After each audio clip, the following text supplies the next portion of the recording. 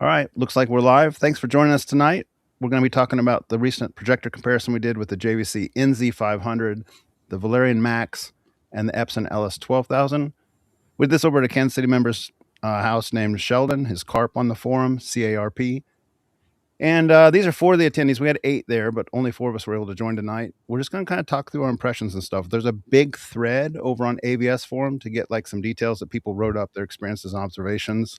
This is just going to be a way for us to kind of visit and chat and share live impressions, answer your questions. If you got any questions, I have the chat pulled up on the right. We have some footage recorded with just an action cam. It's not going to be fancy footage. It also is going to be a little bit off color because an action cam can't record the Valerion DLPs. I don't know the terminology. Ryan Kramer, you might know, but the spectrum or something's wrong as far as the action camera picking it up. So This is the way the sensor captures, and it's not just the fact that it's a cheap action camera. You're going to have this trouble no matter how nice your camera is to some extent when you have 2 different displays or 2 different projected displays up, right? Like even the footage that I shot in S-Log 10-bit or whatever, you put them side by side, and one, if you looked at that as a way to tell the color, you'd be like, holy crap, the one on the left is so pink it hurts. The one on the right is so blue it hurts. So that's a little bit par for the course until you get into a little bit of tweaking for what you saw perceptually type territory. Yeah, so we're just making that disclaimer up front. Like, don't pay that attention to the colors. The colors looked pretty nicely matched in person. They weren't perfectly matched. We didn't have these things calibrated. They were just kind of like user preference settings out of the box, forum recommendation settings out of the box, that kind of thing. So, as an aside, I would say that technically the 12,000 did have calibration profiles that were used during the shootout. White gamma profiles, that's right. Yes. No, grayscale gamma, the 11-point grayscale. So yeah, we can go ahead and get started. We started about like 6:30 at night or so, and then we went till 2:30, 2:45 a.m. Yep. It was late. We had a big list of content. Let me pull that up on the screen real quick to kind of talk through that real quick as far as what we listed. We watched each of the projectors solely first. So we watched the JVC NZ500. In fact, Sheldon gave us just a little demo because some of the people hadn't been to his room before, probably an hour of that or so, using the NZ500. And then we went through the clips on the NZ500. And then we went through the clips on the Epson and the Valerion. And so we watched each of them individually blown up to the full screen. He has a 158-inch CinemaScope screen, if I recall correctly. And it's a EN4K material. Is that right? I have to look at the thread again. But nice big screen. We blew it up to the full size. And then we did the next section was side by side. So we did the JVC and the Valerion side by side, and the Valerion and the LS12000 side by side. And the results were not necessarily what everyone expected, or at least not what I expected. I came away pretty impressed with that Valerion Max, and we'll talk about some of that as we go through it. So first, let me pull up the thread. I'll put it in chat so you guys can read there. Let me share my screen, and we'll just talk through it, and I'll put it in chat real quick. So share screen. Kansas City comparison. Okay. Is that showing on the screen, fellas? Yep. Okay. So, and it is working on YouTube as well, by the way. I just so you know, there's no false starts this time. Thank you. So these are the attendees. Carp was the host. 91 Hybrid is on the screen with us. His name is John. Tim, Stitch One on the forums. Kevin's on the podcast with us. His name is Salted Toes on the forum. Lonnie was a guy that actually came in from Lincoln, Nebraska. He is not able to join us tonight. Ryan's on the board with us here. His name is Chirpy on the forums. And then I'm RK, of course. And this was the size of the screen was a 158 CinemaScope. It was Elite A4K material. And when we did the side-by-side, the images were about a 110 16:9 or a 137 equivalent scope over zoom for the side-by-sides. And then we just you'll see when I pull up the video stuff, if we go into that, you'll see that it just kind of blew off the left and the right side of the screen. And we tried to match in the center and like just watch the inside of the screen on each side. I have some pictures of Carp's room and the room thread here. Let's go there. Is this still showing on the screen there whenever I flip the tabs? Does it show Carp's room? Nope. It is only showing the initial start of the AVS thread. Yeah. So this is Sheldon's room. I assume that came up now. Yes? Yep. Okay, very good. Correct. So he's got velvet for about the first third of his screen and nice black seats. Now he has actually black carpet and black velvet even down in the front of his room. I think some of these later pictures might show that so that you can see exactly how dark it is. And he's got darker walls with a lot of like acoustic treatments on the walls. So it's not purely black paint, but when you're in there and the lights are out or the laser goes to full cut to black, it's completely black in there. It's a good room for this kind of demonstration. So already had the LS12000 and the NZ500 hung. The Valerion was set up on a box and a table on both left and right side when we tested on both sides. And that was kind of just the easiest way to make this work. The first comparison that we did side by side was the NZ500, like we said, and the Valerian, and then we did the Valerian and the LS12000. So you kind of got a taste of the pictures there. Let me put a link to this thread in the chat. You guys can check that out. I'll also put it in the description of the video if that's more helpful. And then let's go ahead and get started. So Ryan Kramer, care to say just any general thoughts to kind of get this started? Yeah, so maybe like context of where I was coming from and where I'm going to. So I came into this one. I only briefly had some experience with the Pro 2. Not a whole lot of time with it. It didn't necessarily knock my socks off, partly because of the big elephant in the room that had always been the fact that I could see rainbows. And so what ends up happening in a situation like that is I kind of sort of check out right away after that. It's like, well, if there's that thing that sort of like literally makes my brain a little bit irritated, then the rest didn't really matter for me. It didn't matter if it was sharp. It didn't matter, if EBL was enhanced black level was helping with squeezing more contrast out of the DLP chip under certain scene conditions. All that sort of just went to the wayside, and I just sort of sat it on the shelf in my mind mentally, if that makes sense, right? It's like, all right, people can who can't see RBE on that particular projector, they can have at it. It's just not going to be for me. Then along came the opportunity to see this one. I'm trying to think. It's only been out like in the public's hand not that long now, maybe a month and a half, and it's been more of like a trickle out, as I understand, at launch for this thing. So being able to check this thing out in person, I was interested in it because the projectors that I have the most experience with up to this point are of course, the typical, we'll call them industry stalwarts, the JVC, the Epson. And I have a decent amount of experience with most of Epson's projectors at this point, especially the 12,000, but also the 3,000 and the 7,000, the QLs, and then of course the JVC series.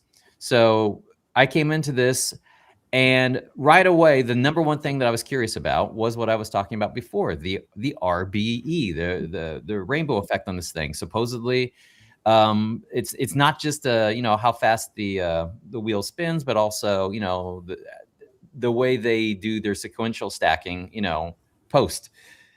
And so they were claiming, hey, we're going to do it this way, we're going to do it this way faster, and in theory it's supposed to cut down on it. And I don't know if you have that moment on your action camera or not, but literally like 3 of us at least all at once had sort of a, wait a minute, like immediately, it was like somebody turned a switch off. Like, and I was like, and I had this literal reaction where I was like, like sort of like blinking, like, wait, what? Because I think I might even mention this in my AVSForum post. I've been in this hobby for so long. I want to say with, messing with projectors, probably 26, 27 years at this point. And DLPs were always never an option, the single chippers. And it was for this reason, just about almost all of them across the board, they were never an option because of the fact that they always had rainbow effects, no matter how fast the wheel is spinning. And then all of a sudden this one came along, and I was like, okay, finally, I'm going to actually sit down and pay attention to the rest of it, right? And so, well, then what are the other things that you would be looking for at that point? Well, yeah, it's like, of course, the sharpness is really good. That's sort of what DLP is known for. The fact that it's a single chip, it just makes it a lot easier for you to get a very tight, sharp image. How good is the color they claimed? I believe they claim rec 2020 of about 110, but most tests are coming back in the 95-ish to 100 range, which, hey, no slouch there, right? And so all that stuff presented really well. And so that falls to the wayside really quickly. And then it just sort of, turned into, okay, let's see how distracting the tricks that it uses are to squeeze that additional contrast out. I feel like that right there, that last bit, it was where like 95% of all the rest of the effort and controversy on whether or not you're going to really enjoy this projector or not will come from for most people. But that was my first initial take on it. I'll shut up for a little bit. John, you want to share your thoughts? So, prior to this, we'd done the Pro 2 review, and in that I was, say it again? Just last month. Yeah, last month.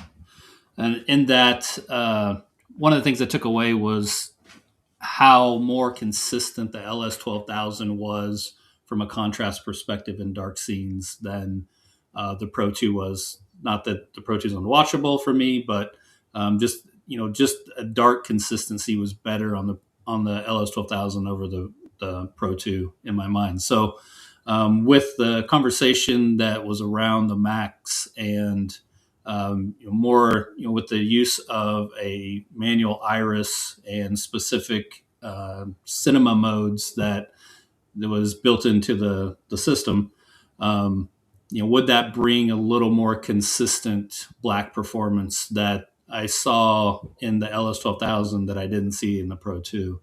And so when I got it home, I've only had it, I got it on December 20th and finally in my hands. I ordered it on November 3rd, I think, somewhere in there, November 6th. So the beginning of November, and to the trickle out that Ryan Kramer was talking about.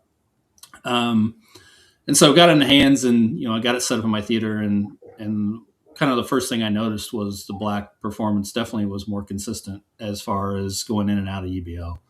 And so it wasn't until we finally got it in the room again, up against kind of what I at the time was leaving as the benchmark of the LS12000 and kind of seeing, how those compared.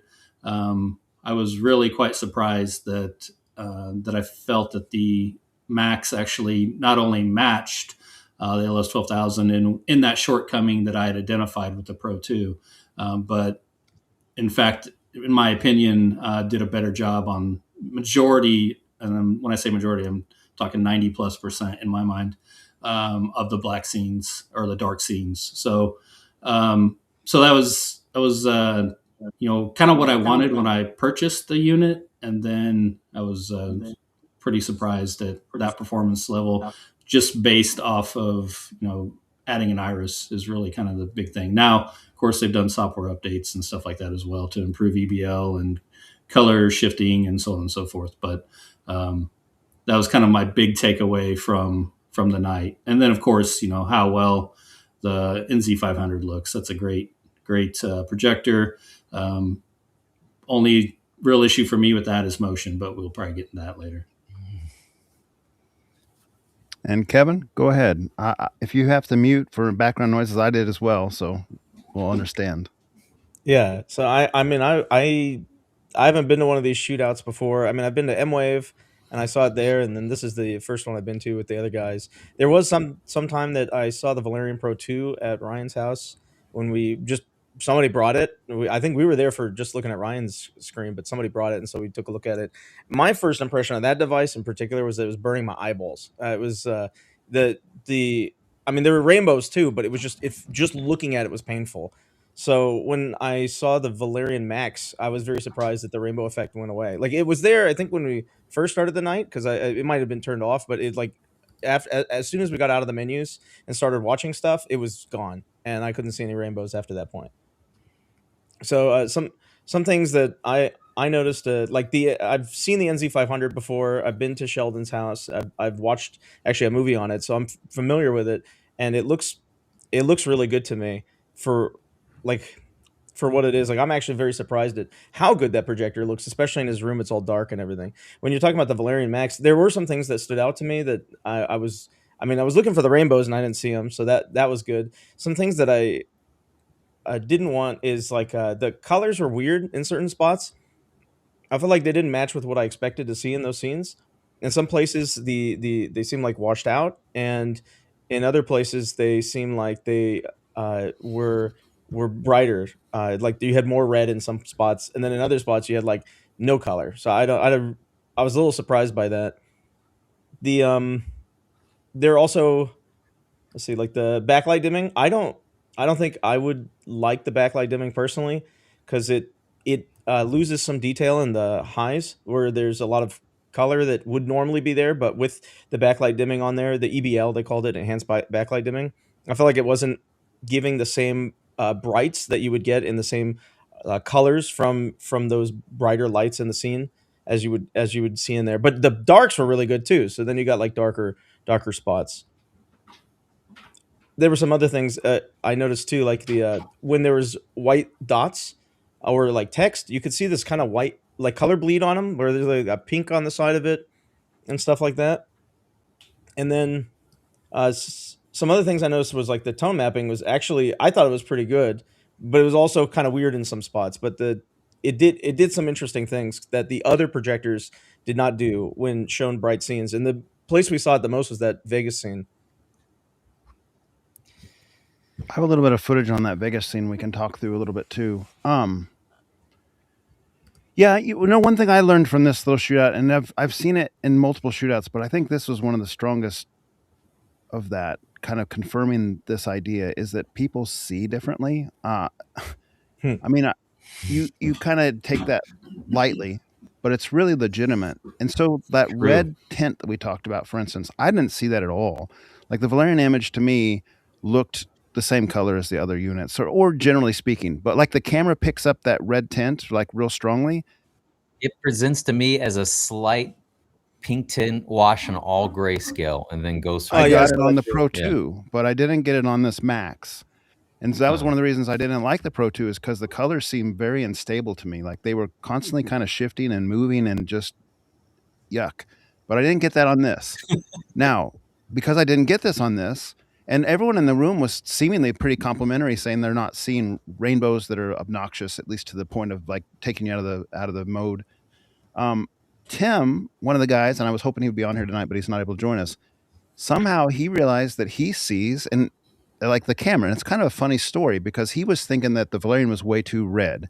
In fact, at one point he said, "Are you guys gaslighting me? Because I see what the camera sees." So he's holding up his phone and he's like, "This is what I see," and we're like, "No, we don't see that." I'm not going to say the word right. Maybe one of you guys can correct me, but metamerism or something like that is the term that they use on the forums, and it's because our eyes don't see like a camera sees with the specific wavelengths in most cases, but somehow Tim sees that way. So the whole night he was thinking like the colors were way off, but they weren't for seven of us. They just were for him. Now this goes further into like frame interpolation preferences. We had kind of a mixed group on whether they liked frame interpolation, on which projector they liked it best on. The Valerion Max, I should say, did very well, I thought, with the frame interpolation. It was probably my favorite of the night. Some of the guys hated it on the Epson LS12000, which I also like, and hated on the Valerion Max. And then some of us thought like 24 frames per second seems too juddery to really enjoy. So we would prefer to have frame interpolation. So there's not only in color space, but also in just like perception or flicker fusion rate, as you look it up on Google, is kind of how you can read a little bit more on this. It varies person to person and significantly. So that accounts into the RBE of noticing, like how often you see the rainbow effect. On this Max, I didn't really see the rainbow effect except for on one clip of the actual content, and that was the Hobbit credit scene. When the big letters came up out of a black background and it was full white lettering, I saw at the very initial part of it with the biggest letters, like the rainbow effect that you're familiar with. But as soon as it flipped to the smaller text where it's got like all the different people in it and just scrolling up, I no longer saw rainbows. So we watched, I don't know how many hours of footage. I didn't see rainbows anywhere except for that. Now on the Pro, it's like Rainbow City, and even just last month when we tried it, like it's it's just unwatchable to me. I can't do it. I don't enjoy it. I'm like Kevin in the sense that it actually feels like it's burning my eyes and makes me feel like I don't want to watch this anymore. Like that's me. That's my eyes. It's not a game. I'm not exaggerating. That's how I feel. Like, but it makes my eyes very tired. but I didn't get that at all out of the Max. So I could actually enjoy it and think like, this is a nice display. So my curiosity comes in like, hey, all right, so if other people don't see that same effect that I see on the Pro 2, maybe that's why the Pro 2 can get so much praise, because they see it as like how I'm seeing the Max, basically. Because the eyes work differently, because we perceive differently. Now I can kind of understand a little bit more in hindsight, like why maybe people think the Pro 2 is not as bad as I thought it was, because they see differently. Anyway, just further confirmation that we can't tell you whether you should get the, a DLP or whatnot, because we don't know how you're going to see or what you can perceive. You're just going to have to explore that yourself and see for yourself. It's weird. It feels like that topic has been like suddenly coming up more and more in earnest, not just on the video side, but on the audio side as well, where like people are be giving a little bit more grace, actually, as far as like, oh man, why, how can you like these speakers, right? And the audio side of things, where it's like, it's the exact same problem. We're all working with something different biologically, and it doesn't really cross your mind because you just assume like, oh, well, this is the single source of truth. We clearly all see and hear the same, right? No, as it turns out, not at all. Or in some cases, some people, and this isn't even a case of people perceiving, two different types of white balances put next to each other looking completely different. This is even beyond that, where it's just, you just biologically, you get dealt with a different stack of cards. And then now what are you going to do? Go out there and play your hand the best you can. But this is what makes the in-person stuff so important. And it's harder than ever to do now with the complete death of the majority of brick and mortar places to go. We all assumed that, oh, well, we've got our ratings.com to go to. They know everything, right? It's like, well, guess what? There's still a lot we don't care if these other places go away. This is a superior resource. Well, as it turns out, that in-person stuff is still useful to pinpoint a few things, including what's up with yourself. Yeah. Well, and I think it's even difficult with the places that are trying to make those kind of accommodations for people's vision. Like Smart Home Hookup usually does like an RBE score. Yeah. And in his opinion, and he doesn't see RBE, so he's just going off his equipment. I remember reading his thread that he said the Pro had pretty low RBE compared to some of the worst type DLP cases. Yeah. To my eyes, the Pro 2 had the second worst RBE I've ever seen. And so I don't know what accounts for that, or how to correctly grade that or scale that across the field if it's different for different people, and if equipment measures different than our eyes. That becomes very complicated. Somebody is using a mechanical keyboard. My bad. Okay, so the other thing that's kind of curious is it's not just color or rainbow effect. There are other ways that our eyes kind of are different in the context of, let's just even talk about like clipping. Some of us are bothered by clipping more than others. And I think that's in that same suite. Like I myself, I'm not that bothered by clipping. I remember when Pixel Pusher 15 came over to my house one time and was helping me set up some LS12000 settings. And he's like, that red is oversaturated in clipping on that jacket. And I said, I don't care. I like that saturation. I don't even see it. So he pointed it out. He dropped the red saturation. You could see some folds come back into the jacket on this particular clip. And he's like, this is better. You should probably use this. And I'm like, no way, that's not better. It doesn't look nearly as saturated and rich. Like I much prefer losing a little detail. I mean, you can still tell it's a jacket. You still have the main big coarse lines. You just don't have the exact smaller fold lines. I much prefer, in my vision, like the more saturated red, the deeper red that loses a little bit in clipping. Highlight clipping, same thing. Like some people might prefer a brighter image that loses a little bit of detail on the headlamp. Maybe there's not the filament showing as well. It's just more of a brighter image overall.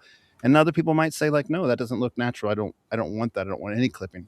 So there's perception beyond our physical eyes. Maybe, I don't know if it is our eyes or if it's just maybe subjective preferences, how much brightness we prefer over not, those types of things. So all that came into the equation here and some of the context of the conversation over the evening.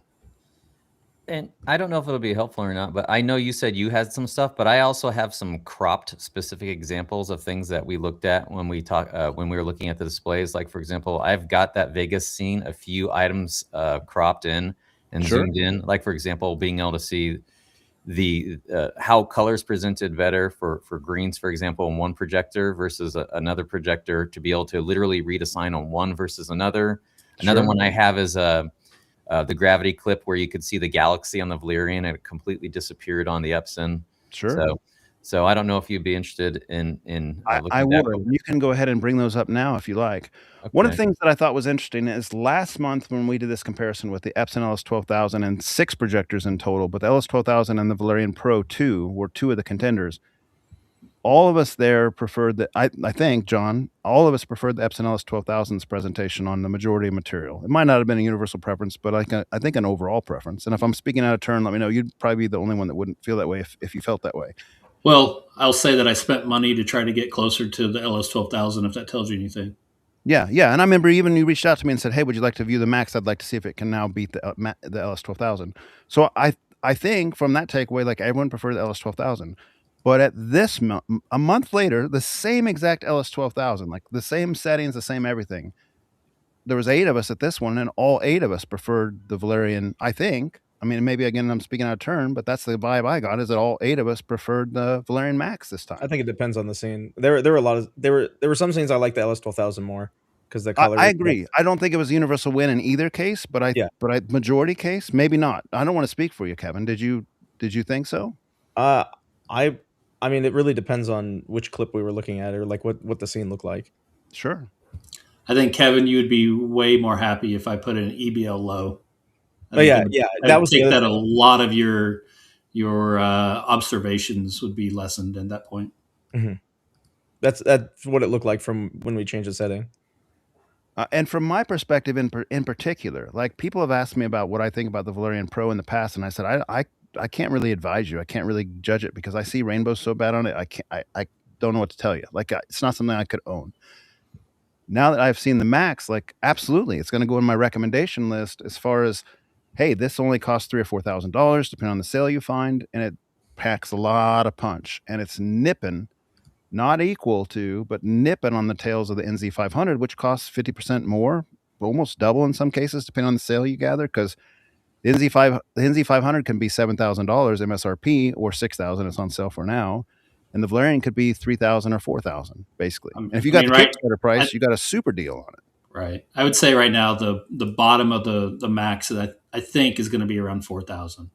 We'll see how that goes as they continue to sell them. So at minimum 50%, right? Because it's $4,000 versus $6,000.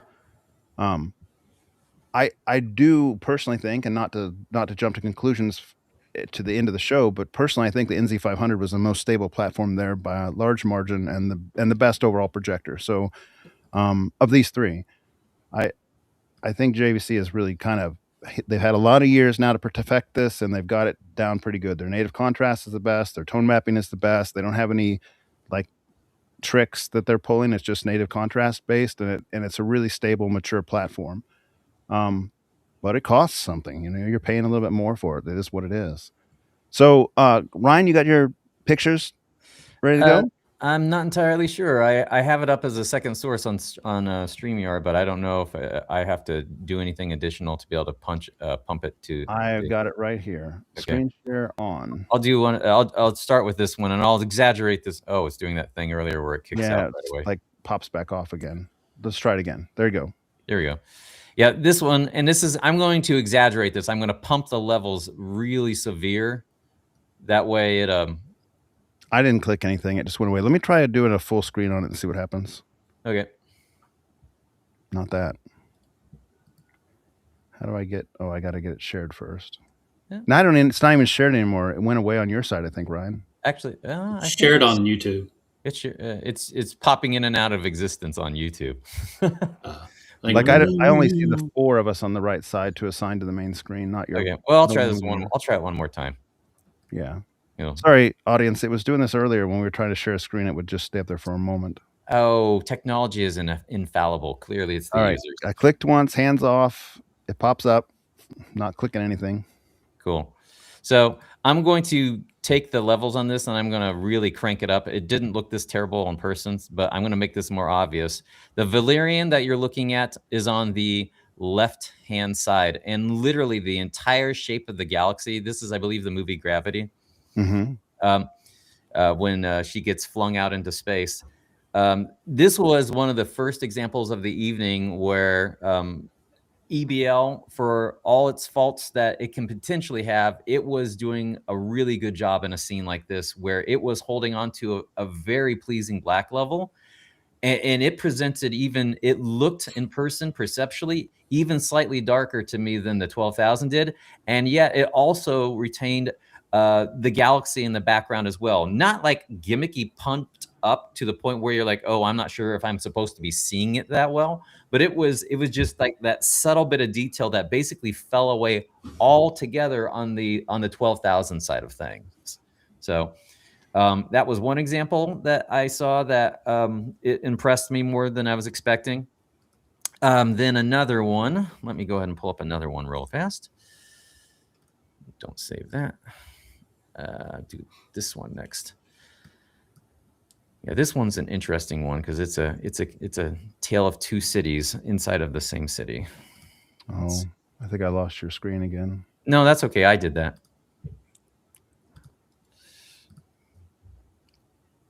All right.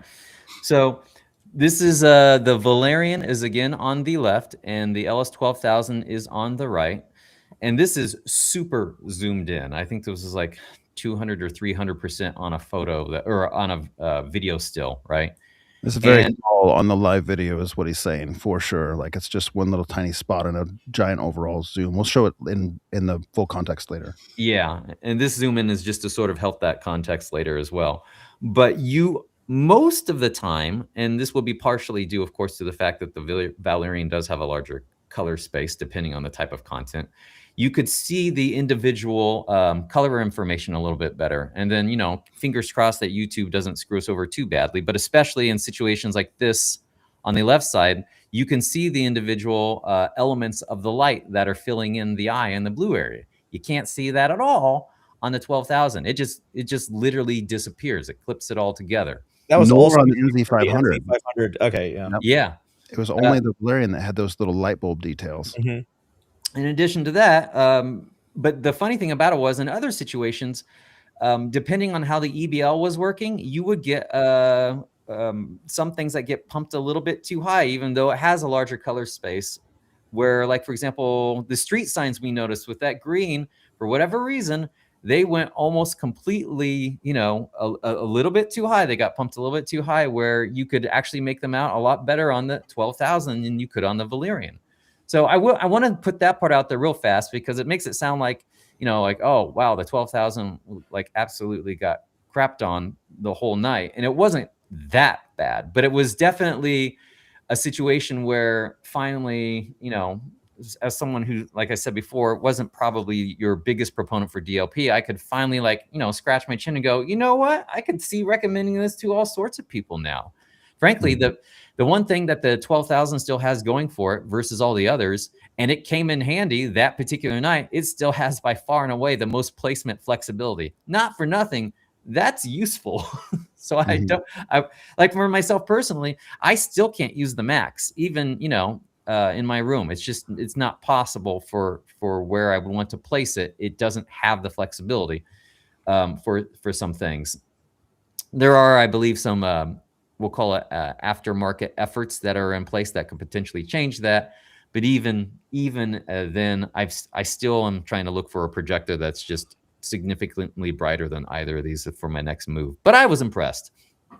And then finally, one other one. I'll show this one. But before you jump off there, let's talk about the green. So yes. For those that have followed the AVSForum thread in my review, after the Pro 2, there was a lot of conversations about colors, and we're talking about colors again, some good, some bad. But I did an effort to try to do some perceptual matching and calibrate my first TV as a reference. That effort did not go well. So these colors were out of the box resets for the color adjustments and also the grayscale adjustments. That said, getting some more efforts this weekend, I was able to get SDR and HDR calibrated on a particular TV that I purchased also over the weekend for this, and found that, interestingly enough, that the green and HDR mode that we were watching in the HDR theater mode that we were watching in, is actually less saturated than it is for SDR and also Dolby Vision. Why that is, I do not know, but it was definitely an observation as far as going in and doing that perceptual match.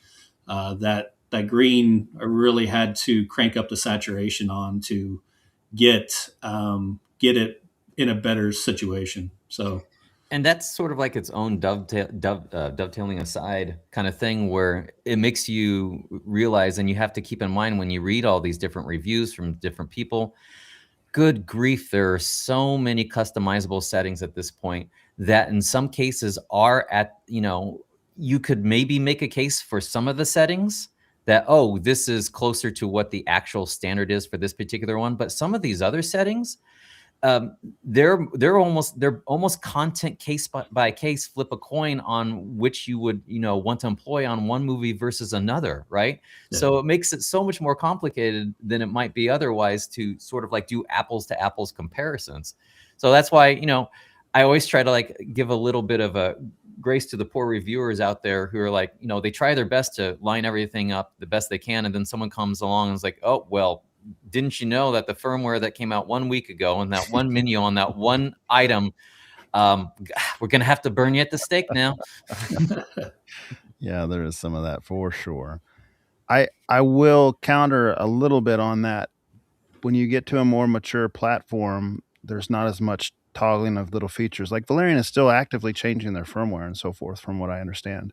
Yep. So like when you get to like an Epson that's been out for 3 years, the settings that I have on there, I haven't changed in probably 2.5 years. Like they are what they are, and they're not changing movie to movie, and I like them. So there's a little bit of that kind of dust in there until it settles down. Hopefully you won't always be dancing around that as a projector gets a little life on it. And here's another little sort of aside. I wish there was a little bit more standardization in the world of electronics period for the names of labels on what a product does. Sometimes it's so obvious what it does. It's like, oh, RBE reduction on off. Great. I know exactly what that is. Another feature says turbo mode. Okay. Turbo mode. There's that one Let's go find out, because it's like it's a latency mode on this one, but on another projector it'll be called something else, and another TV it'll be called something else. It's like manufacturers, you need like some sort of governing body for that chunk. Anyway. Sure. So I think one thing that's kind of interesting on this image before you leave, look at the building behind. You can see more of the architecture in the building behind, brought out with the tone mapping or whatnot, I suppose. I think that's the positioning. So you're not seeing the full part of the building there. It's not matching up. So it would be to the left of the T on the right and to the right of the T on the left at the top of the T. So I don't know, you won't be able to see my mouse because I'm not sharing, but Chirpy's mouse is moving around. Like up there, yes, exactly. And then on exactly. Yes, that's what I thought you were talking about. Yeah, you can clearly see like the defined edges of the architecture here, and here it's almost completely dropped out. Yeah. And you can also see that EBL might be brightening the scene a little bit based on that sans thing. And also if you look at it's subtle. If you look at the street sign that's like split down the middle, because this is a left-right image, like this is kind of the middle of the screen that's overlaid here. Yeah. There may be a little bit more darkness right in the middle on the right-hand side on the Epson side there, but it's like a little bit of a trade detail for contrast there. And I'm not sure it's worth the trade. Like I think the Valerion represented better for the most part here. The reds were redder. The picture's not showing that, but to my eye, the reds looked more saturated and more true on the Valerion Max on this scene and other scenes, not at very low light level. So Kevin mentioned earlier, and I don't know if you have a clip of that, we can show it probably in our side-by-side footage, but at some point, and John, I don't know if you had a chance to kind of like investigate that, but at very low ADL scenes, the Valerian seemed to kind of like be missing some of the color. Yeah, that's again that I've kind of played around with that clip a little bit, looking at the different modes between SDR and Dolby Vision in comparison to the HDR. And oddly enough, in both the SDR and Dolby Vision, the lights show the redness on the Valerion Max with out of the box settings compared to the HDR mode. So there's some some opportunities there for Valerion and what's exactly driving some of that in HDR specifically. Okay. Ryan, did you have more to show, or were those the two? One more, and then I feel like I got the gamut of all the different characteristics that I wanted to display. Let me pop this one up. This one has to do with when an algorithm gets a little bit too feisty on one side and not enough on the other. So let's see here. This is the movie is The Revenant, and this is when there's a comet falling from the sky. You guys probably remember this particular comparison. Sure. And then this is let me know if you can see it. I saw it pop up. I clicked it. Give it just a moment.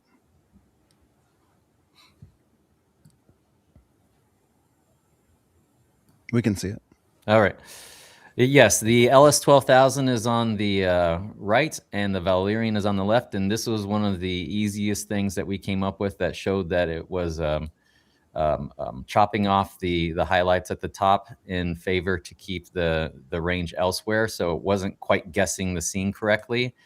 And it manifests in situations like this where when you have a higher native contrast as your baseline, then the software doesn't have to do as much of the heavy lifting, right? Like some people talk about how, oh, well, the JVC has such great tone mapping. Well, it's partly the tone mapping. It's also partly because it has a lot more native contrast to work with in the first place. So in some ways, it doesn't have to work as hard to do as good of a job. So there's that too. But yeah, I wanted to pop this one up just to make sure that that was represented in the conversation. And ignore that color difference again. That's the camera Yes. picking it up. It was not distinct like that. I mean, that It looks was like not distinct like that. Correct. crazy, but it didn't look like that in person to our eyes. It looks, unless you're Tim. Yeah. Poor Tim. And we can trash him because he ditched us. So now game on. Yeah, this is one of those cases where, and with the settings that I had with EBL and high, you're right that there's lots of conversations, specifically in the owners group, around clipping of highlights, and this is definitely one of those scenes where EBL high with the tone mapping that was currently available in this version of the software of the firmware will definitely clip. Now, moving that to low is a much better. For this highlight, reason I personally don't like low is I don't like the speed at which it goes in and out of EBL. So it's a little slower. It's a little slower to engage, a little slower to come out. So my preference is high, with knowing that I'm going to have some clipping issues. Yeah. Okay. I can bring up some of that footage that I had, and we'll just talk through some of that. One of the things I kind of wanted to mention, so in one of the Valerion threads, or the active Valerion thread, I think it was that one, there was a gentleman talking about how the NZ500 could not possibly be bright enough for 158 inches to be enjoyable, and that was the wrong projector for that task. And I countered and said, hey, I've been around projectors. I've had projectors in my home theater for 23 years at this point.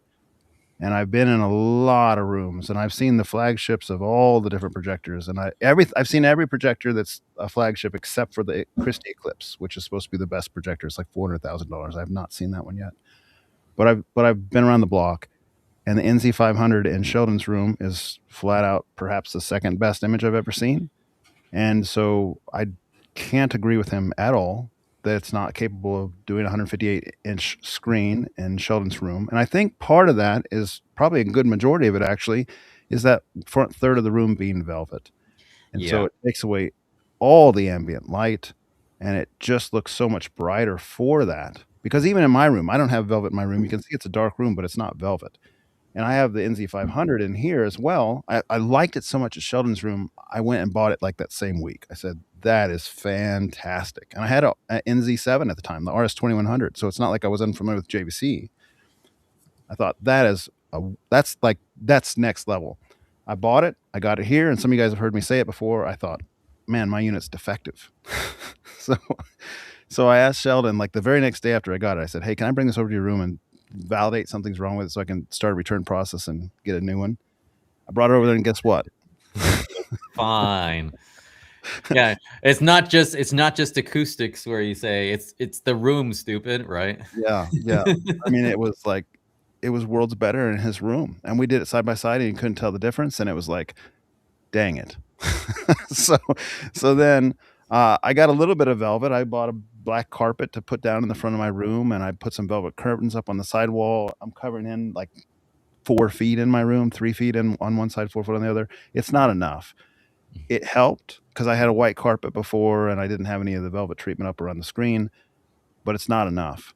To really do those JVCs justice and to like put the best because your room is the limitation on the JVC contrast. It's not the JVC in almost all cases. The velvet makes it be the JVC is the limitation. And it's a nice limitation to have as far as projected in the projection world.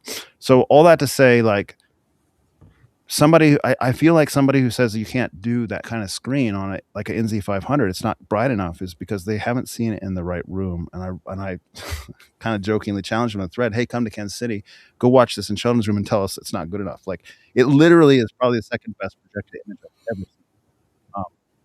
And that includes projectors that cost many multiples. So just something to shoot for a little bit. I'm losing you, Jonathan. Yeah, your mic went underwater. Yeah. What did you say? The last 20 seconds of what you said. Really? Oh, you sound good now. Yeah. You sound good now. You sound good now. Okay. You were talking about like the breast projector or something. Yeah, I mean, just suffice to say that I've been in a lot of rooms, and I think that NZ500 in Sheldon's room is really something special. Like the second best image I've ever seen on a projector, and it's quite capable. In fact, I think you'll see it. You'll see some of that in the little action camera footage, like how bright it really looks when it's completely surrounded by velvet. I think that's a big part of it. So I don't know how much I lost, but you got the gist of it, I think. Share screen. Let's do DaVinci and share. I hear doggos. Oh, I see doggos.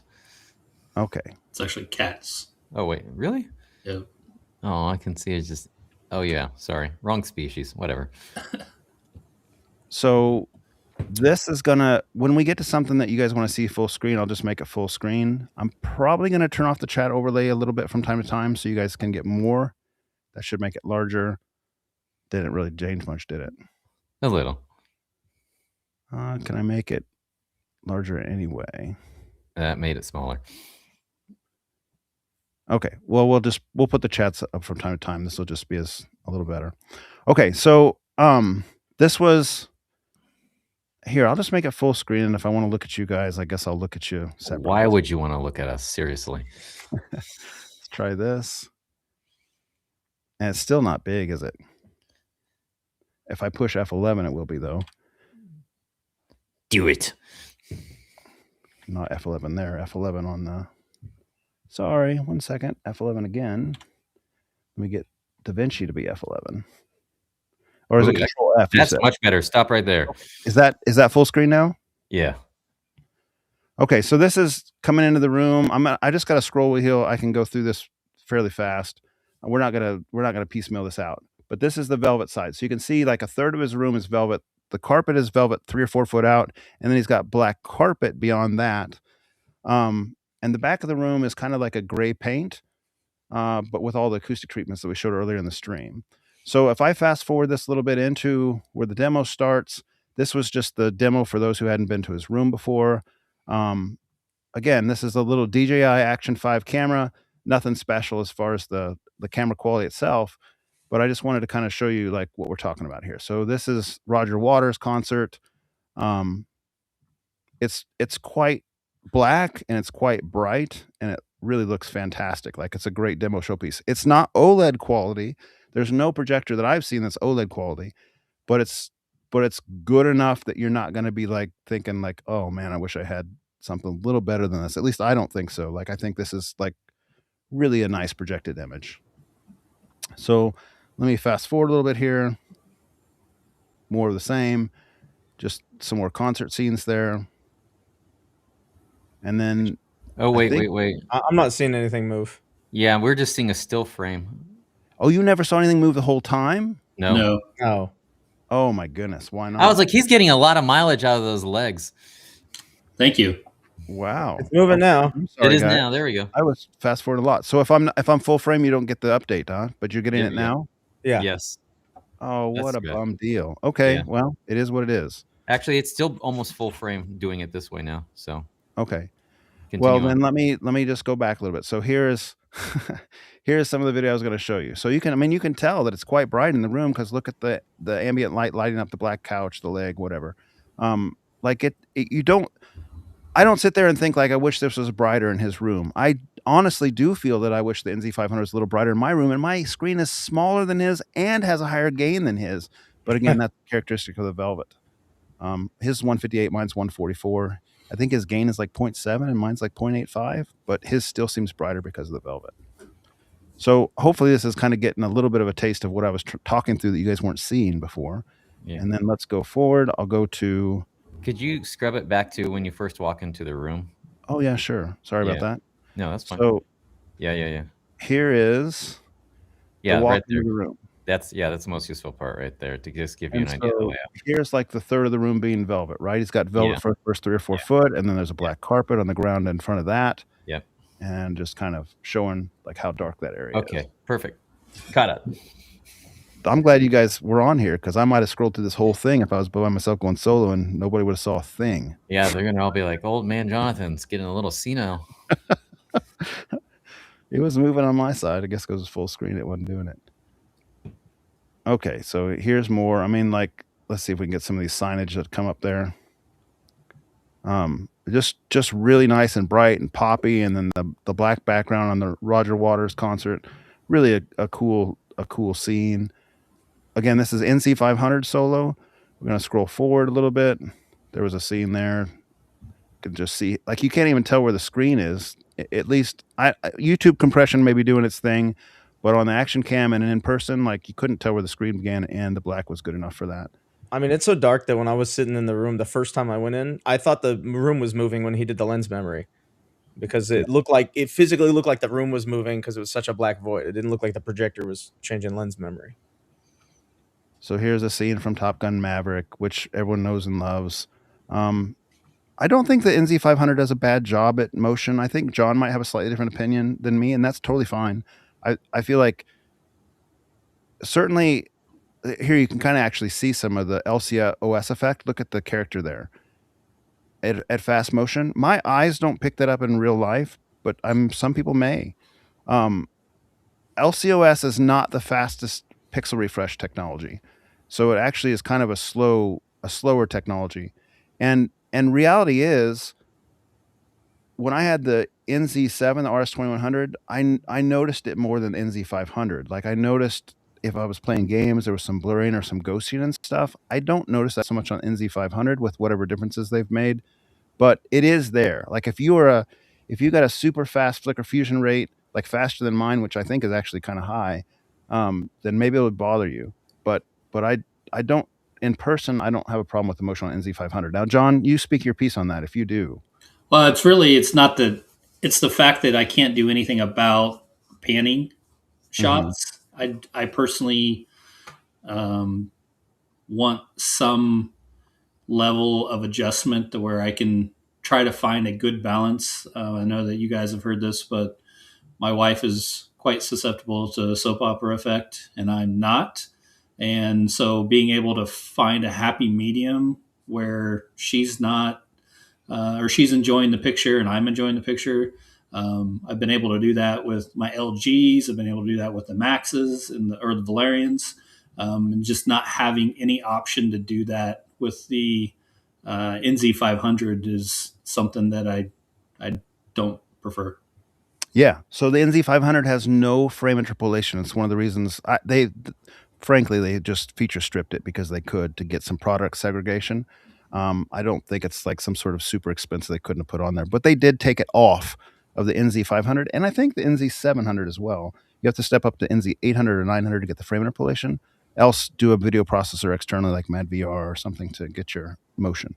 But so it's just raw, whatever the source content is, native 24 hertz, native 30 hertz, native 60 hertz, whatever. Now, one thing we did notice in there, and I was surprised because really I always just run my source content like whatever it is natively. I don't try to do any up mixing with the 60 hertz from the PC or whatever. But Sheldon always uses 60 hertz from his PC and then forces like a 3.2 pull down to be the 24 hertz. And in reality, the JVC looked better that way than it did at native 24 frames per second, which I was kind of surprised on. I expected to see the judder more, but in his room I didn't. And it has probably something to do with the NVIDIA software and whatever processing they're doing because he's got an NVIDIA card. But I always just use, if it's 24 hertz source, I always use 24. It's 23.9, whatever, I use 23.9. I thought, what I'm saying is I think it's 60 hertz refresh on the computer. I didn't really notice too much problems that way. I think the issue that normally you would for some reason when we put it to 24, it was more choppy, especially in certain scenes with like dropping frames and other things. I think there could be lots of reasons why that would happen. Like it could be an older graphics driver, it could be the fact that he's got a 1060, it could be just different things. I don't think that's a projector specifically. I think that was from the hardware itself. Because when we did it at 24 frames a second off of the Apple TV, I didn't notice the same issues that we noticed with like frame dropping and stuff. Yeah, I agree with that. But I also didn't notice any issues at 60. I didn't notice 3.2 pull down judder except for one clip when he had this computer at 60 hertz, which I was surprised at. I expect to see a lot of 3.2 judder, and I just didn't. Yeah, it's really good. So here, this is more setting stuff. I might just have to go through this a little bit faster because that was still the NZ500. We were just kind of chatting through things. Let me just go forward with the mouse to go a little faster than the scrub wheel. We're setting up the Valerion, but I think it's still, after this is set up, I still think he does the NZ500 first, so we should see that again. Oh, this is already the side-by-side footage. Okay. So actually, while we're talking about brightness, before you get too much into the side-by-side, can you go back to the Valerion when we had it full screen? Yeah, I wonder if I was seeing, when I told you that was, this is Valerion full screen stuff. Yeah, because I was in the menus right there. I didn't know if you had any of the I thought I for sure had footage. I don't know how I don't. And I should have LS12000 footage. Maybe the clips didn't import in the right order or something. We might catch them later. Like I just grabbed the whole pile and dropped them in here, but maybe they didn't go in order. Yeah, we might have to come back to that. This is one of them, but it's a very short clip. Yeah, I do have footage of each of them solo. But it's going to go straight into the mix next, I think. Okay, so this is where this begins with side-by-side. The NZ500 is on the left and the Valerion Max is on the right. If I've said Pro through this video, I might have misspoken. It's always Max, so exchange that in any case. Pay no attention to the red color unless you're Tim Miller, because we didn't see it look like this. It looked pretty similar between the two. Not perfectly color matched, but a lot closer than what the video shows.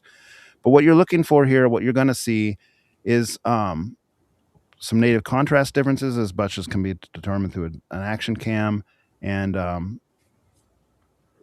maybe some EBL type things, like see when the menus come up how much EBL like loses the contrast because it goes back to the more native contrast. But when you're actually in the scene and there's no menu up, look how much the frames match pretty well. Like the black background for the CinemaScope content and the 16:9 screen, it's pretty reasonable. Anything you guys want to talk about on this scene? Like I had some observations I'll share, but I don't need to lead that. This is where I noticed it was a lot of gray in there, but again, it could have been the EBL setting in the Valerion Max. Yes. Yeah, specifically when it shows the cave and it's doing the lighting up of things. That was one of the better torture tests for shadow detail of the evening, where you can see like the minerals and the cave walls, like, or even farther back than that one. Okay. Right. Let's see here. Well, when it opens up to there, yeah, right here. Yeah, that was one of the best examples of the whole night of like shadow detail, and then just a little bit of specular highlight pop. And that was one of the few scenes where the JVC flexed its muscle a little bit to be the only one that like got even close to me being able to appreciate the scene. But a lot of the rest of the scene wasn't half bad on the Valerian. Just those particularly bad scenes like that, or like the beach scene in Moonlight on House of Dragon, scenes like that where it's getting so ridiculous, where your average nit level for the scene might be 3 or 2 or even below 1, which in some people have rightly pointed out can even be considered breaking mastering standards. They're so low in their light output. But yes, the JVC did, I thought, the best in that one. I agree with that synopsis on the JVC doing the best, but I do want to point out I thought the actor's face was a little bit plasticky on the Valerian Max, and I don't know if that was something that could be fixed or not. I also noticed that the tone mapping, and we're not seeing it in the video very clearly, but the tone mapping was such that he seemed like he was in a much brighter environment, or perhaps the way the I think it would be tone mapping. In general, like his costume, you can kind of see it here. It just was much brighter on the Valerian Max, like not brighter in the sense of like if I took up my light meter brighter in the sense that it provided more detail. Like it raised the detail level on the scene to be brighter through the course of that quite a bit. In the cave with the mithril that the guys were talking about earlier, uh, JVC was the clear winner there. The Epson was kind of like grayed out, and the Valerian was like much lower contrast than it should be compared to the JVC. The cave was very dark, and I don't think that picks up as well here. There were some nuances definitely between the way these projectors presented on this scene. When they open the cave too, and you see that those like blue lines that are really bright, you saw a lot of contrast with the JVC, and so that was the first one we saw it on. And there's like this epic music playing, and it looks cool. And then I saw it on the other projectors. I didn't feel the same feeling when I saw it. Now, obviously, I've seen it like 2 other times, but I also agree with that. I also thought in the Valerian for this one, and again, this could be the EBL in this particular time that we did it, but the guy looked like he was, he aged another 20 years, not in dwarf years, but in human years. All the gray, like the hair had like grays in it and stuff. But this is all like, those are things I noticed when I was looking at it.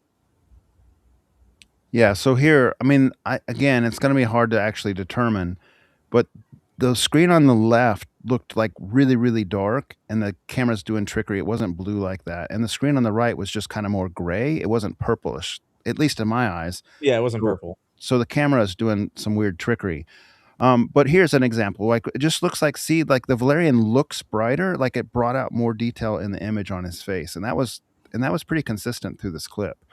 I don't know that it was always good because it seemed like sometimes it was a little bit too much compared to like what it would be natively, but it was definitely a distinct difference. So that could be where you get into. I was running medium on the active contrast. That's not the right name for it off the top of my head, but where if I turned it off, it might have been a slightly closer representation. Also, I had dark detail on, so I've went back and looked at this clip specifically, toggling on and off those settings. I didn't see a huge impact, but that said, there may have been a slight impact. This is not going to be real time, although I guess I could push play and show you. Um, we didn't do any like latency checking or performance mode, gaming mode, but we did notice like in just default out of the box, there's no latency settings on JVC to even change on the NZ500.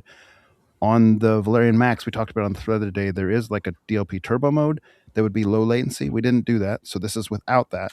But now this is natural. So on the left is NZ500, and on the right is the Valerian Max. There's the latency difference in whatever is just kind of the default settings.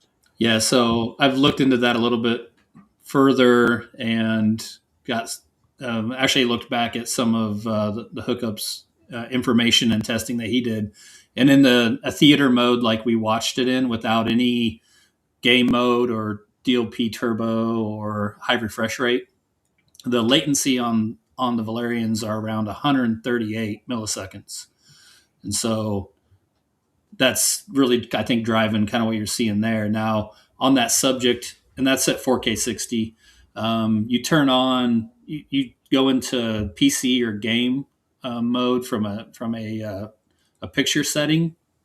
That same latency drops to 34, and then as you turn on the DLP turbo mode and the high refresh rate mode on a 4K 60 image, that drops the latency to 18. And that's similar to what Vonley, my son, he was using my projector for a little while, doing some gaming on it. And that's kind of what he was seeing as well in those settings, was around that 18, that high teens range. Now, if you jump down to 1080 and then go to 120 or 240, the lowest you can get on 120 is 12 milliseconds. And then if you did a 1080 240 input, you can get down to 5 milliseconds on the Valerion. Well, 5 and 12 milliseconds, even 20 milliseconds, nothing wrong with that. Those are nice. So on this one, it was a pan scene. You're not going to pick this kind of thing up on a motion camera, on a camera, because it's not going to just see what your eyes see. But again, people prefer different things. I think most of us prefer the Valerion Max frame interpolation over the Epson on this kind of scene, specifically where you're evaluating frame interpolation. The LS12000 did better than NZ500. NZ500 did the worst because it doesn't have any frame interpolation. And what you'd see in person was like when it would go across this guy's head, for instance, his head would be bobbling back and forth real fast mechanically with like a 24 hertz native thing with no frame interpolation. And it'd be relatively smooth with the Valerion Pro or the LS12000. Now, I wonder if earlier, when I told you that I was seeing some of the LCOS blur, I wonder if that was actually the DLP, because I think my clip's imported out of order. Because look, here's the DLP, and it's got that same color. We'll have to see when I'm not seeing the LCOS blur here. So I might have misdiagnosed that because the clips didn't come in the order I thought they did. We can visit that more as we go through here. I didn't mind the 24 hertz not interpolated version on the NZ500 or any of the projectors. I thought the motion was fine. For most material, I thought it was fine. I thought that old clip was insufferable to watch. It just in regular 24 on the projectors. I think that it was one such a good torture test. I don't think that's completely fair to, base something, off a single clip when most of the time it's not going to bother me that much. But I think that's even when we started into that conversation of wishing for variable frame rates in our entertainment. And that's when we brought up the whole variable frame rate with the Avatar movies, where the action movies get a higher frame rate, but then like the regular dialogue sections get the lower one. They're going up and down. But, in that clip right there, it's not even showing what we would want to show. Yeah. It's not, the camera's not going to pick it up. But what we were noticing in this one, so JVC on the left, Valerion on the right, is that there would be bricks showing on only the JVC. The Valerion and the Epson did not have the bricks showing. It didn't have the native contrast to pick it up. But the camera's not good enough to show it, so you just have to take our word for it. Okay, so on this one, this is a scene from, what movie was this? The Reverend. Yeah, that's right. We were looking at like the background, and again, the camera's not going to be good enough to pick it up, but the NZ500's native contrast in the black and the background was just clearly the best out of these different projectors. I think I actually might have I could grab some for later to talk about, but I think I actually have some still image grabs of stuff like that too. I might be able to pop up later, especially specifically that scene. That'd be good. Can you guys see my mouse, or is it not showing on your screen? It is. I didn't hear you. It is or isn't? It is on the scrn. Okay, very good. So even with the bad camera, you can still kind of see that the NZ500's black was just better on that scene. And also, this was another one that kind of had muted colors for the Valerion Max, and it kind of sound like we're knocking on the Valerion Max. We're not. I was my second favorite of the night. I'm just pointing out things that we saw, and that's what we're looking at here. So, like the NZ500 looked really natural, like the fire colors and his face and everything, and the Valerion Max looked a little bit muted, and even a little bit too bright, perhaps. Before the menu popped up, it was surprisingly good. It belied, like it did better than what its native contrast would spec. Like EBL did okay here, or whatever's doing it. Like it wasn't as white as I would expect it for DLP, but it was not an NZ500. Okay, so this is the scene that Ryan showed earlier with the comet, and on this display it looks pretty similar, but it was not similar in person. The Valerion looked washed out on that comet drop. and muted. Ignore the color again, except for you'll just have to kind of hear what we said because that's what we saw. Yeah, it wasn't purple in person. The colors were more similar.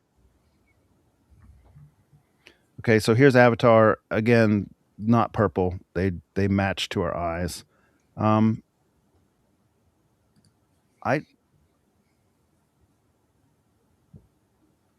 can maybe see a little bit more detail in his face here, right? Like more clarity on the little dots and stuff. I don't know. I didn't think there was like a gigantic difference between the two here. The star field was better on the NZ500. You can clearly tell here it's more black. But the Valerian was not like unwatchable in any sense. Like I enjoyed the picture on both, especially when we did them solo. Like, you know, that was one of the reasons I wanted to do it solos, because sometimes when you're doing side by side, you think, well, like this projector smashed that one. But if you're watching it solo and you don't have the frame reference side by side, you're not like thinking about like, oh, that contrasts a little bit better. You're just enjoying the video. So there's merit to doing both, because sometimes these little side by sides make us into like critics that we otherwise would not really care to worry about. The thing that was also better about having the full screen is you got to see it on the full screen instead of the side by side where you're seeing a quarter size or a third size of it versus the full screen, because the light reacts differently depending on that. If you remember the JVC, when we made it smaller, it had a lot more light output, and when we pulled it back, you could see the light get dimmer and dimmer as it went back further. Yeah, and I thought this one is particularly interesting because look, you can tell clearly that the Valerian has worse contrast than the NZ500, but at a certain point in this scene, and maybe John knows how to speak to it better than I do. Look right here, it's flip-flops. And now the Valerian has better contrast than NZ500 for a little section in this clip. Like you can tell there's actually more, and I don't know, maybe the YouTube compression, maybe even what my peers are seeing here, but in person and in my source video here, there's a little bit more grayness to this left side than the right for a brief moment. It doesn't stay that way, but it just shows that EBL has some tricks up its sleeve to give some more dynamic contrast. Here's that nebula or star galaxy out in the distance that Ryan showed earlier in the clip. Didn't even really show up on the Epson because it's lost in the gray floor. But Right. both the Valerian and the JVC 500, NZ500 were able to show that nebula in the background. Anything else to add there, fellas?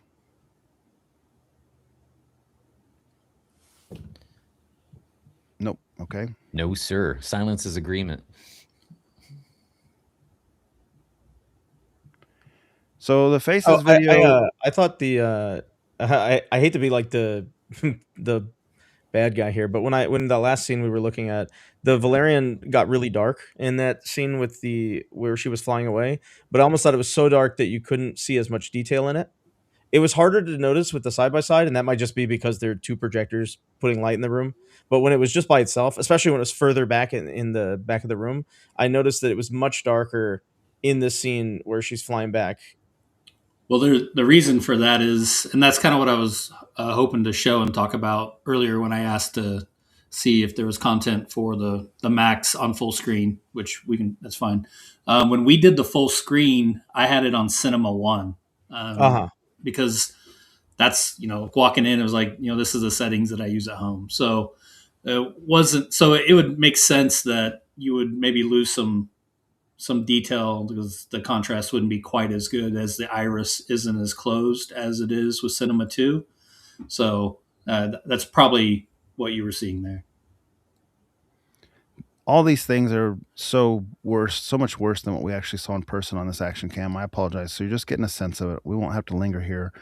I thought this clip I had tuned my LS12000 for. The LS12000 won this clip for me personally. But that's just because I tuned it with my own eyes for what I preferred. I felt like the Valerian actually on this one kind of had some situations where I saw a little bit of clipping on their faces. There was a section on one of the clips where it put a little clipping on her lip right here, but underneath her nose between her lips. And at one point I thought her lips looked a little bit plastic on the Valerian, but that's kind of being nitpicky. And I don't think like if you were watching them that you would like just abhor one and love the other. This is a clip that looks pretty good on and most we switched devices. sides for the Valerian here, by the way. It's what?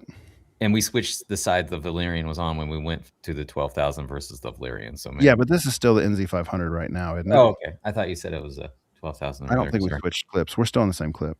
Okay, sorry. I'll Yeah. shut up. No, that's fine. So this is still, I mean, this is a little bit of, can you tell this on this scene? Like, here's a little bit of kind of oddity that the Valerian was introduced. And I saw a little bit of that too, where maybe it makes some of the detail, like the pores and stuff, look a little bit too enhanced maybe, and that's a sharpness setting that maybe could be changed. I don't really know. Maybe John can speak to that, but it was a little bit harsher in some situation. The hair looked a little thicker in some of the context. This and the Lucy clip on the Valerian, where it looked more fine on the native 4K panel of the JVC. But again, I mean, if it's not a side by side, how much do you notice or care? It's probably just depends on how picky you're going to be. Let's go on to the next one. Okay, so this is something I was curious how EBL would handle it, and frankly, EBL did well. It's a bright beam of light that's going through the audience on the Interstellar clip. You can see a little bit of brightening right there that came up, but it's more in the in person. This actually, the Valerian did quite a bit better than the Epson on this particular clip. Just because the Valerian's EBL could make this scene, and I think it's EBL. I mean, John, I would assume it's EBL because native contrast wouldn't beat the Epson, so No. it had to be EBL. Yep. It was blacker. Just frankly, the black floor was blacker on this scene on the Valerian than it was on the Epson. And even right here, it looks like the I mean, I don't know if it's coming through to you guys, but on my camera, looking right here, the black floor looks blacker on the Valerian temporarily than on the JVC. Now in person, I don't think the Valerian beat the JVC on this clip, but on the camera, you can tell that the EBL is doing its work, and it's doing good work. Here's the starfield from the Star Wars motion picture. This was an interesting one. You were talking about this earlier, Kevin. Do you want to speak a little bit more on this since we have the clip in front of us? Yeah, it's Star Trek though. Just okay. What did I say? He said Star Wars. Oh, sorry. True. Star Trek. It's the first Star Trek film. So, so these stars here on the JVC, they were like nice pin lights. They looked really good. I was actually very surprised. And then on the Valerian, for some reason, there's like a. Can you zoom in on that somehow? Because okay, because on the sides of those white dots, you'd see like a color bleed, like a magenta color or something like that. And so it wasn't a white dot. It was kind of it looked like I needed to focus my eyes or something. Like, you know, if you had glasses, you got to clean them off or something. That's what it felt like. Like I was just not able to focus correctly on the white light. But it's because either it's like an alignment issue or something else. But that's what it looked like. Like it wasn't 100% aligned at those pixels. We even tried turning off the 4K mode where it does the e-shifting. We turned that off, and that didn't fix it either. I think that's another one of those things that maybe in a vacuum, and when I say that, I mean when you're watching it solo, you might not notice that, but side by side, you did notice, and we all noticed it and talked about it. But I mean, when we were watching that clip solo, because we watched all these things solo, did you have a problem with it solo? Did you think? I'm checking my notes right now. I think I did, but like I'm gonna check my notes.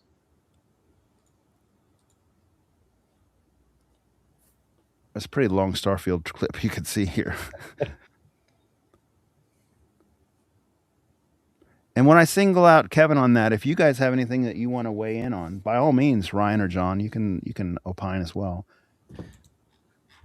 No, unfortunately, my observations on that clip were identical. Like, I don't think anybody. It was a really easy thing to see in person, which is why everybody in the room was like, "Yeah, the JVC clearly looks like, you know, pin lights." Yeah, I noticed it solo. It's in my notes here. Yeah. Okay. So this is Suzume. How do you say that, Kevin? Suzume. Okay, and it's meant to be a real bright highlight clip. It's got like brilliant blues and just kind of showing the brightness of the projectors. And I think Ryan, you mentioned that you were looking at like detail levels and stuff on here as well. This was HDR as well. This is HDR clip. Yeah. And especially, you know, it would be like the almost neon blues that on the specular highlights on the lake or something like that, in a clip like this, where it's not just about brightness, but also like the extra color volume, like those really saturated neon colors that normally will like clip detail. And plus, DLP, they have, it's maybe not as cinematic a look, but it can often have a sharper look, and especially in animation, that can be the case, which is why this particular clip I actually thought presented the best on the Valerion. So, I mean, especially with a clip like that where the average ADL is so high. This is probably the clip where the Valerion bested the Epson LS12000 the strongest. It was crazy. And we're not showing the LS12000, just to be clear, if you're kind of skipping back and forth. This is the NZ500 on the left versus Valerion Max on the right, just as it's been the whole time. But the black floor, the native contrast on the Epson LS12000 isn't really good enough for the scene. I did notice a little bit of clipping in the bushes at one point on the Valerion that I didn't notice on the JVC, but I think John fixed that by changing the setting, and it might be right here, where some of the bush highlight just looked like kind of white light instead of like branches.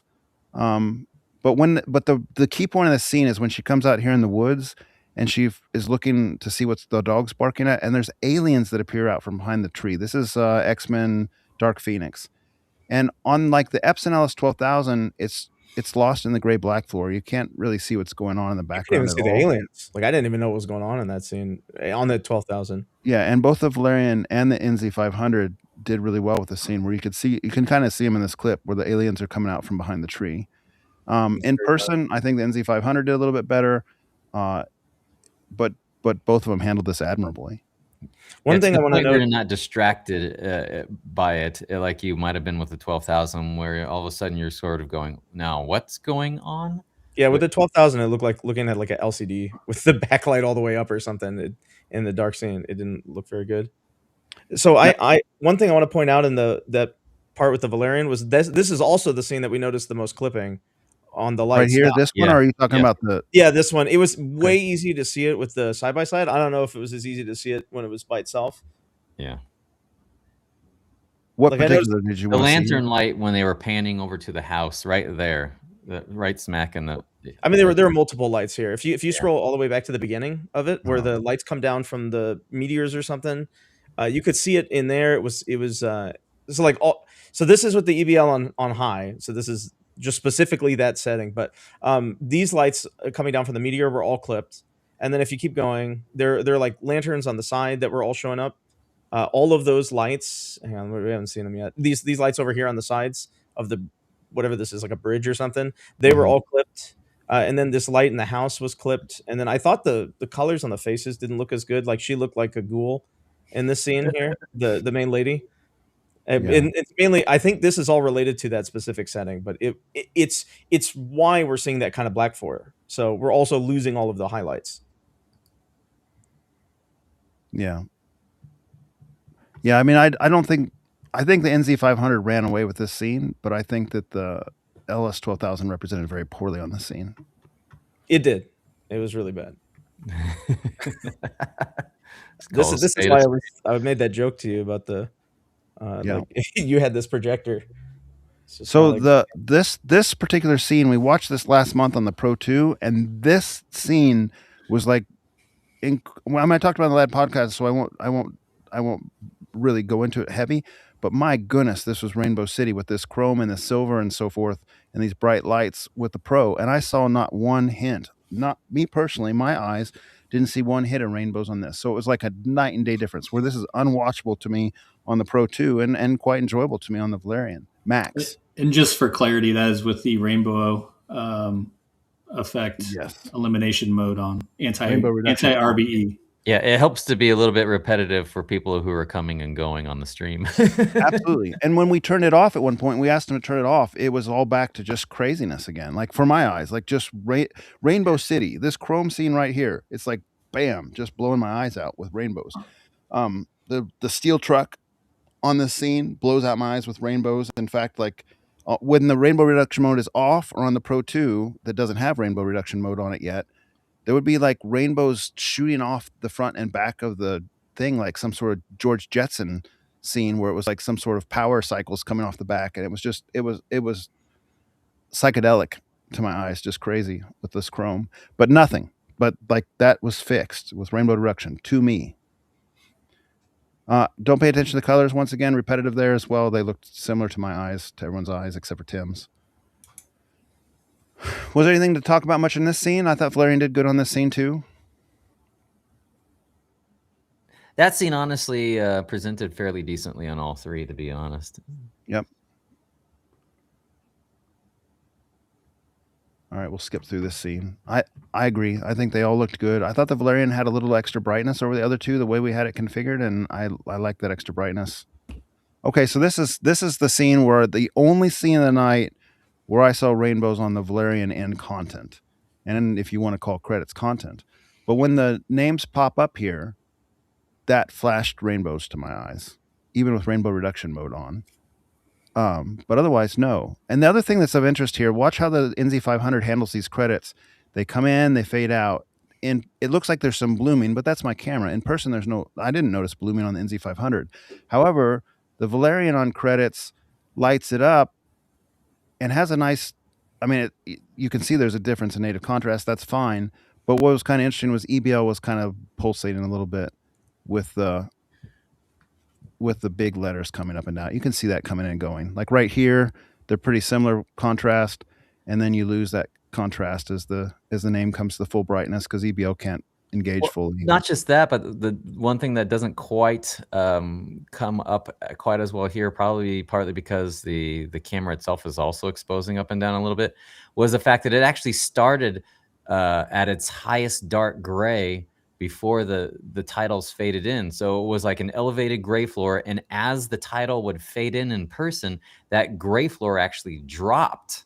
So it was weird to watch the gray floor pulse up as it got darker, fading back to black, and then the title would fade back in. So it was almost like the trading of the black floor was going in the opposite direction your eye wish it would do. It was a weird sort of cognitive dissonant kind of moment on how it was treating it, which is what I think brought up the discussion of a full fade to black option would have really helped the Valerion there. Yeah, absolutely. I agree. Now, the credits here where you go into the scrolling instead of the pop in, the Valerion Max handled this frame interpolation way better. Like they just looked smoother. You could read it. The JVC has that 24 hertz judder. It's not very fun to watch on the scrolling credits. Camera won't pick that up. You just have to see it in person. Now, if I had used EBL low, maybe some of that pumping would be subsided because, as I said, the algorithm's a little slower on its engagement and disengagement. So we'd have to, try that and see, what that presents, but would be an option if you were really into your credits.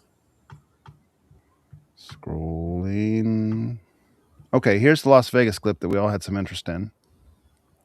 So this is a Sony developed high quality cameras, 4K HDR YouTube clip.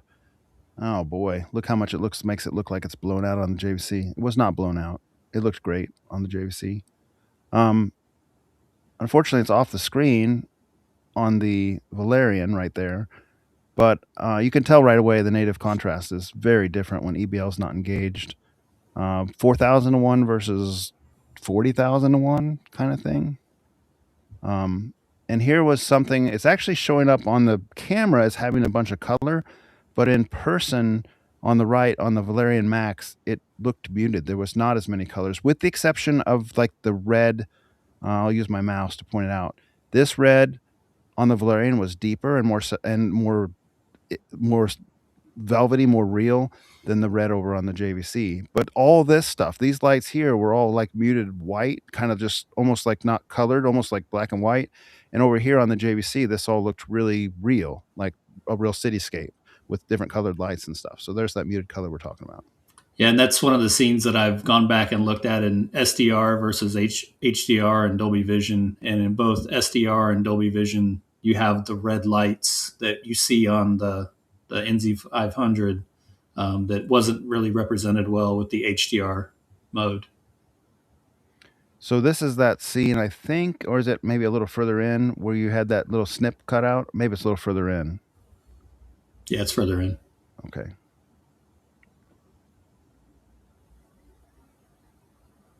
We were just playing some settings on the Valerian, so we would restart the clip. I think we've done that at times in these different things. playing between Cinema 1, Cinema 2, other little settings that John wanted to kind of play with, or someone in the group asked, hey, could you try this, that type of thing. Oh, we're out of that clip, so maybe we didn't get the specific spot. I turned the camera on and off. It wasn't recording live the whole time, but I think you got the gist there.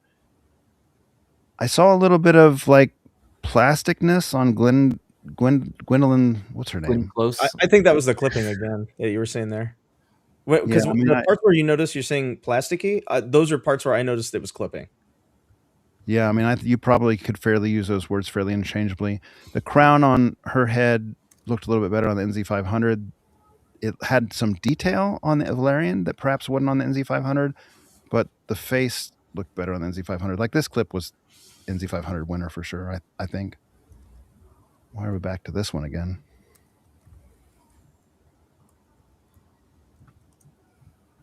Somebody must want to point something out, so we went back to it. Okay, this is Baby Driver. We were comparing frame interpolation between the LS12000 and the Valerion and the JVC. On the screen right now is JVC and Valerion Max. Clearly, the Valerion Max really did a great job with frame interpolation. So, like when you got to places where they were writing on the wall, like right here, writing on a tree, writing even their dresses as they're dancing here. Let's go forward a little bit. Right here, like the writing on the tree. It was in person. It was just a lot more clear on the Valerion. This is never going to show up on a camera. Just have to take our word for it. Well, kind of shows up there, but it was just in motion, way clearer on the Valerion and the LS12000 both. Because again, the NZ500 doesn't have any frame interpolation. You guys have anything else to add there? That was really what we were looking for, I think. Nope. Nada. I think I remember one of the projectors when he went past that tree. I saw some art. I want to say artifacting, but that's not technically what it is. It's like it draws him weird as he's coming out because he wasn't there in the previous scene. So when it's trying to interpolate, it draws him weird. But that's a thing I always notice with any kind of frame interpolation is that kind of issue that would happen. Like when somebody goes past a pole or a tree or something like that that's vertically standing up and they're horizontally moving, you'll see weird issues with frame interpolation.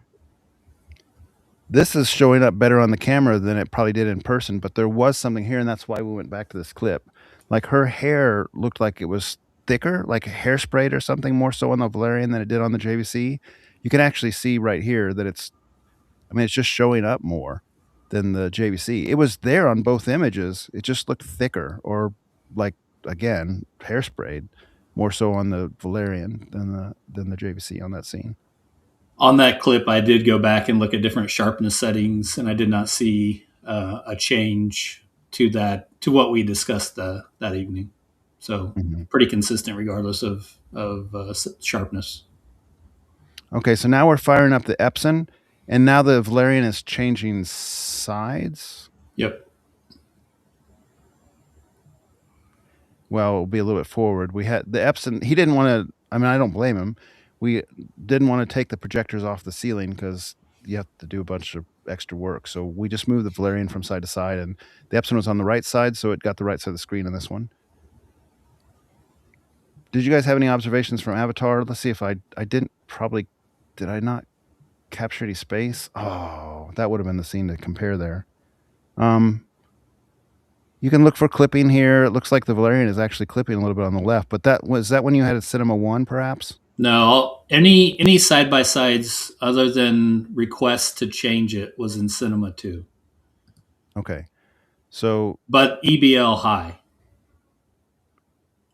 Yeah, I certainly you can kind of see that it's clipping a little bit, but it's one of those things that in person I don't notice something like that. Like when we're watching this single, I wouldn't know that there was supposed to be 2 rocket trails instead of one single rocket trail. So it's not going to bother me. Now, Kevin, you might have a different opinion that you're just saying, like, I know that scene has highlights that I'm missing. I don't think that my mind works that way. Like you said, when you had Pixel Pushover, he was talking about the same thing at your house. I said the same thing when I came over too. So it's I just noticed I don't know how I can see them or why I can see them. Maybe it's because I'm used to my OLED or something, but I noticed the clipping, the highlight clipping very easily. And maybe it helps also, like, what's your primary display you're normally looking at, by the way? Yeah, I'm looking at a OLED. Yeah. And a giant 98-inch, what is it? A G? G2. Yeah. Okay, yeah.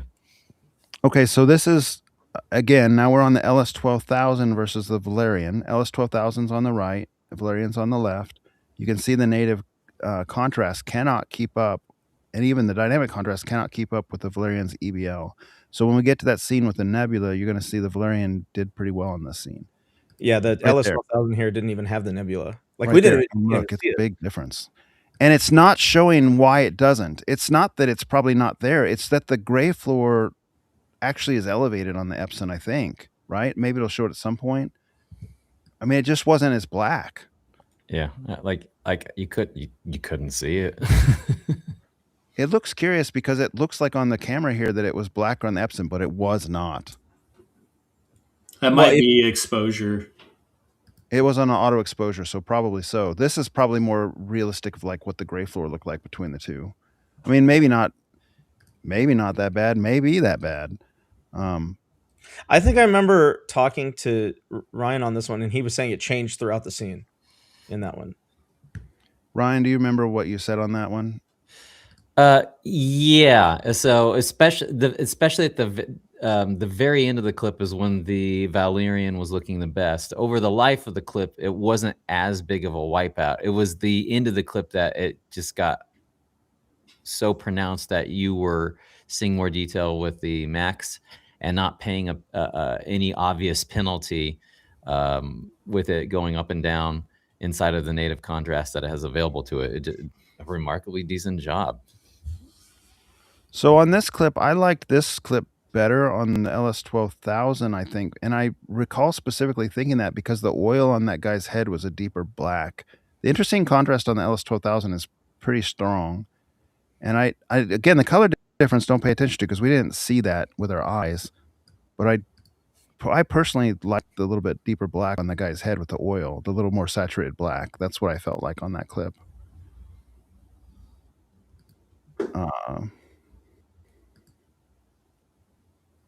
And that might be something that can be changed or configured, or probably is something that can be changed or configured. That was just my observation.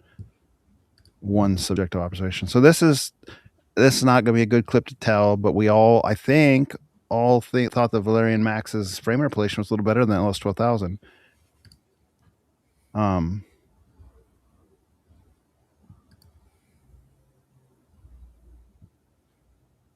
Pick up some individual frames here.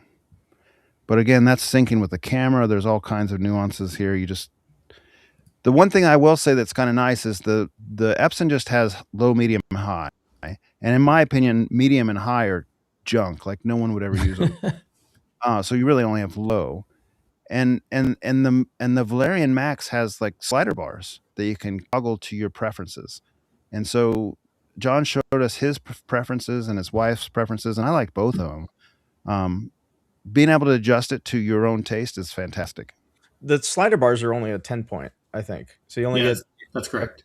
Okay.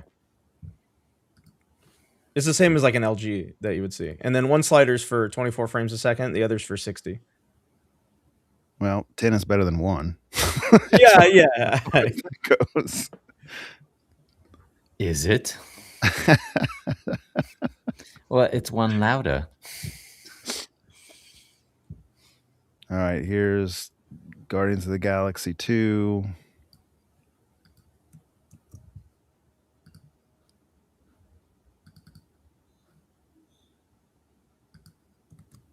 I don't know. We're not, unless you're in person and you're comparing colors that look off in the camera, it's probably not even worth comparing that, at least visually here. Okay, so the Oliphant. I included this scene specifically because I thought that the frame interpolation on the LS12000 did a poor job on this scene. And I wanted to see how the other one handled it. It maybe wasn't as telling as I thought, but at the very beginning of this scene, when the elephants first come in and they're charging, the frame interpolation on the LS12000 makes those CGI soldiers look exactly like they are. I mean, they're little CGI soldiers, and they look real fake, and it takes you out of the moment. I didn't notice. I saw that on the NZ500 as well. Go ahead, Kevin. I saw that on the NZ500 as well. I thought the CG looked bad the first time I saw the scene on the NZ500. I noticed it immediately. I said it to Ryan. I think I said, "Wow, that CG is really bad." So Yeah. even without the frame interpolation, I thought it was bad. So I'm assuming the reason you're seeing it bad on the Epson is because it is bad, and then it looks even worse when you try to make it smoother. Yeah, I mean, this is probably one of those things where we all see a little bit differently. To my eyes, the NZ500 looks a lot more agreeable with the no frame interpolation on this particular scene than the LS12000 does with frame interpolation. And I thought the Valerion Max was a little bit better than the LS12000 on the frame interpolation, but I don't think I don't I think they probably on that particular scene I probably would have preferred it off on both, just subjective, personally speaking myself. So LS12000 right, Valerion left. Can't pay attention to the color. You're just looking at kind of a black level. So EBL is a mixed bag, and I think I say mixed bag, but I really appreciated it more than I didn't in our demo session. Like I thought it was beneficial overall, but it's not universally beneficial. Right. So this would be a scene like where it's not, where you got enough ADL on the screen, enough highlights on the screen that it can't activate, and so your black floor is less than when it does activate. Is this the scene you grabbed that scene from? No, it's the one with CVS in it. Same sort of thing here. Oh, if you go back real quick, Yep. there's a scene where it's all red. It's one right before this. Before this. It's like a pizza shop there, right there. Yeah, this one.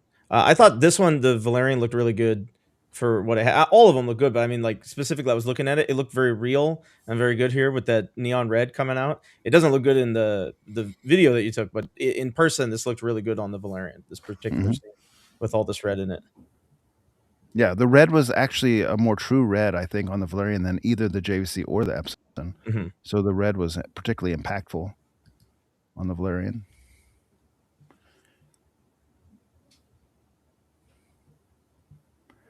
Yeah, I think it's after the Paris is the one you're looking for.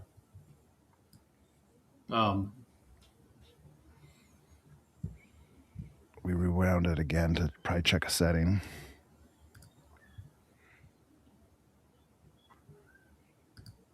Okay.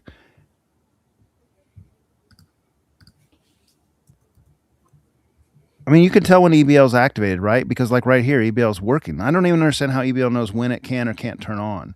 Because like sometimes, I mean, this seems brighter, so you wouldn't think EBL would be on. This was SDR too, right? No. No, it's HDR. Okay, yeah, this was HDR.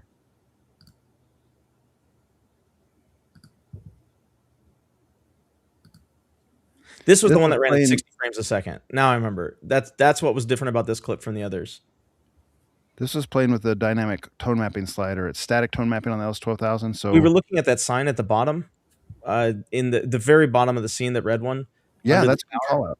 Yeah, and it was not even on the JVC. It did not have any detail. It was just red. Whereas on the Valerian, it had all this detail. You could actually read the text on it.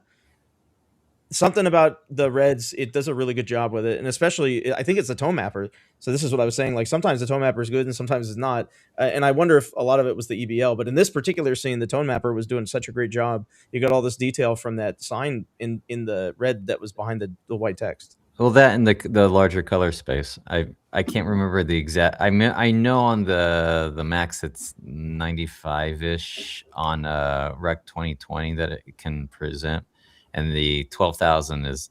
I don't even think the 12,000 gets 100% of P3. It's lower than that. So. Oh, okay.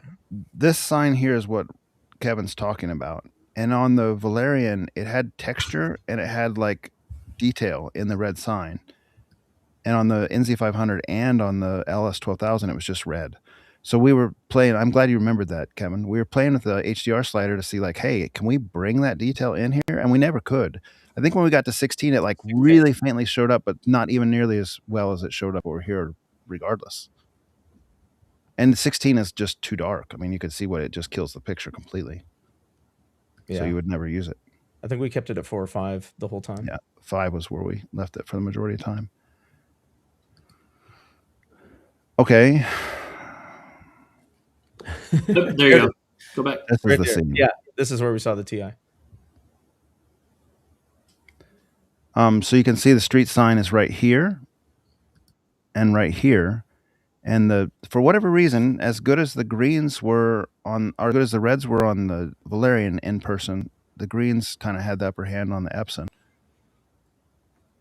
Oh, and worth noting, and I think we mentioned it earlier, but just to call it out, only on the Valerion could you tell that this sign had individual light bulbs in it. Mhm. Like you could tell it was composed of a bunch of red lights.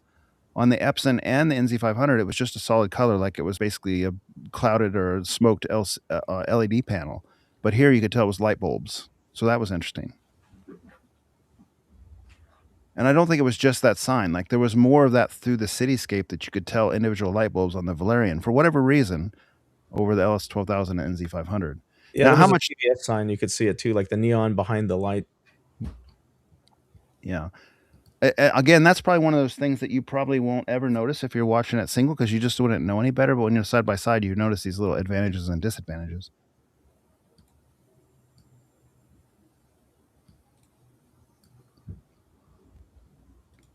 What was that little flash? I saw something flash. What does that say? Media offline. Media offline. Interesting.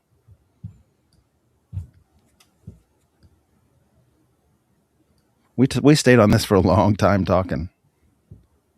They're sliding through the HDR tone mapping again, trying to see if we could figure out why the green was different or why the red was not as rich, all those types of things we were discussing. Yeah, the color space difference is a big one. I didn't even think about that.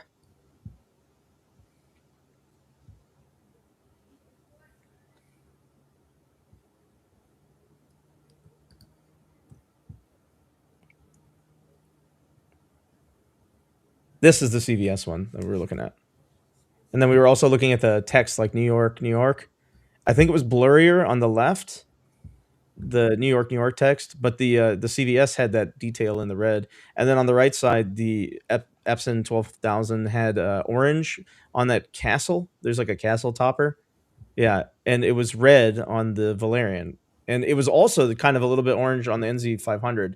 So I just wonder if it's those two projectors just don't have the red output that the Valerian does. Yeah, I think I echo that completely. That it was really strange where the projector seemed to have superior characteristics. It kind of surprised you. He's talking about this New York and this New York, and that was clear on the Epson, but the CVS sign had more detail on the Valerian. Mandalay Bay was a little different, but I don't remember which one is which. And then, of course, the street sign we already talked about was the difference. It looks small in the video, but we could clearly read that text on the street sign.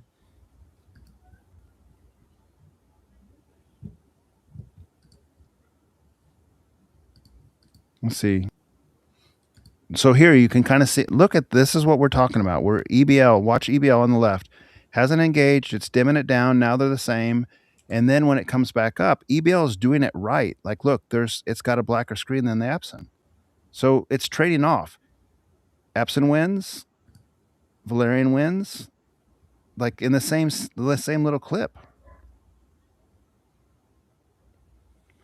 Okay, this scene was from John Wick 4. They're like it's a shootout in a traffic circle.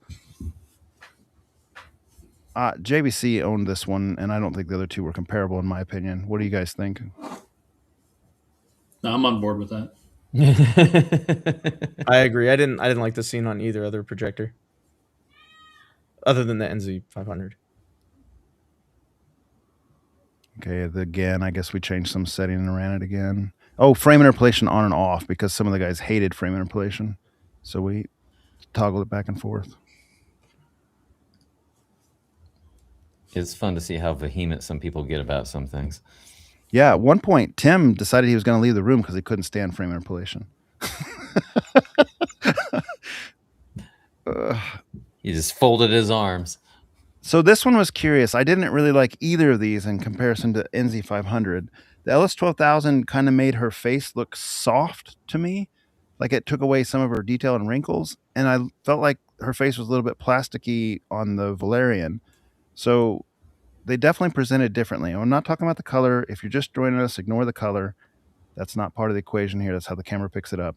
But they had a difference in the way they presented the texture of the skin. And even the crown was different. I remember I was talking about the crown being different. The Valerion had more detail in the crown, but actually blew out a little bit, and the Epson didn't have quite as much detail. It's like it was just a little softer.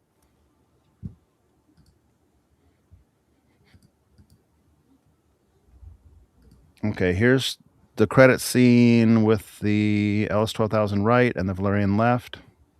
When we get to it, We were looking at those torches too at the beginning there. okay, so it's going to pop up right there, and EBL's doing a good job for a moment, and then it reverses. This is kind of a funny thing, because the Epson, it's just a tug of war, man. You know, they're trading back and forth. Oh, that's where the Epson's going full fade to black. Full fade to black. Didn't have that. Yep.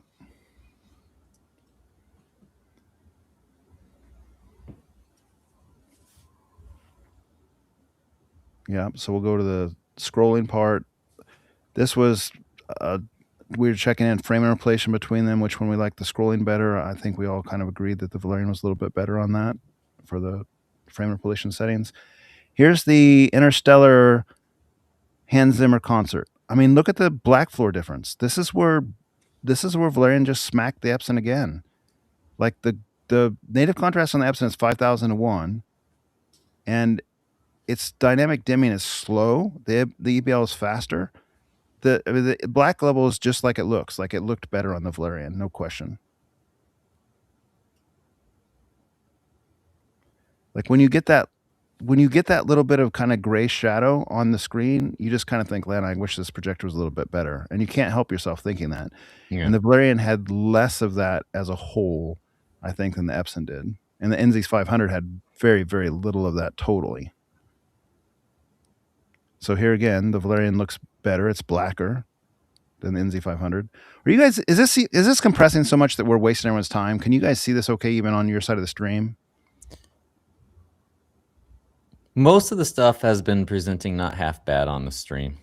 Okay. I've had it popped up in another window. I kind of wish the projector screen was a little bit bigger in the video, because I'm seeing like a foot shake, and that's like the biggest part of the screen. It's distracting. The white sock. Yeah, especially when you're fast forwarding. I just see it going up and down. Oh, well, we were watching this for a little while. This is when you know you're too into this, when you're watching these little things and trying to watch the screen. The thinking icon animation. It's like, oh, well, check out the black levels there. Okay, so this is the LS12000 versus the Valerion on the Star Trek motion picture intro. I think in person it just looked more gray on the Epson. I'm not sure this video is showing what we saw in person. I think it was superior on the Valerion, I believe. Although the Epson had more of the white tonality, yes, and the Valerion had a little bit of that kind of red outline on the stars or whatnot. But almost like a red fringe that followed behind it. Sure, to me, I would give the nod to the Valerion on this one. What do you guys think? Were you in the same camp, or did you agree? Or yeah. I didn't like the red on the side, but I agree that it was better. I mean, the really super dark star scenes like that just don't show up well on the Epson.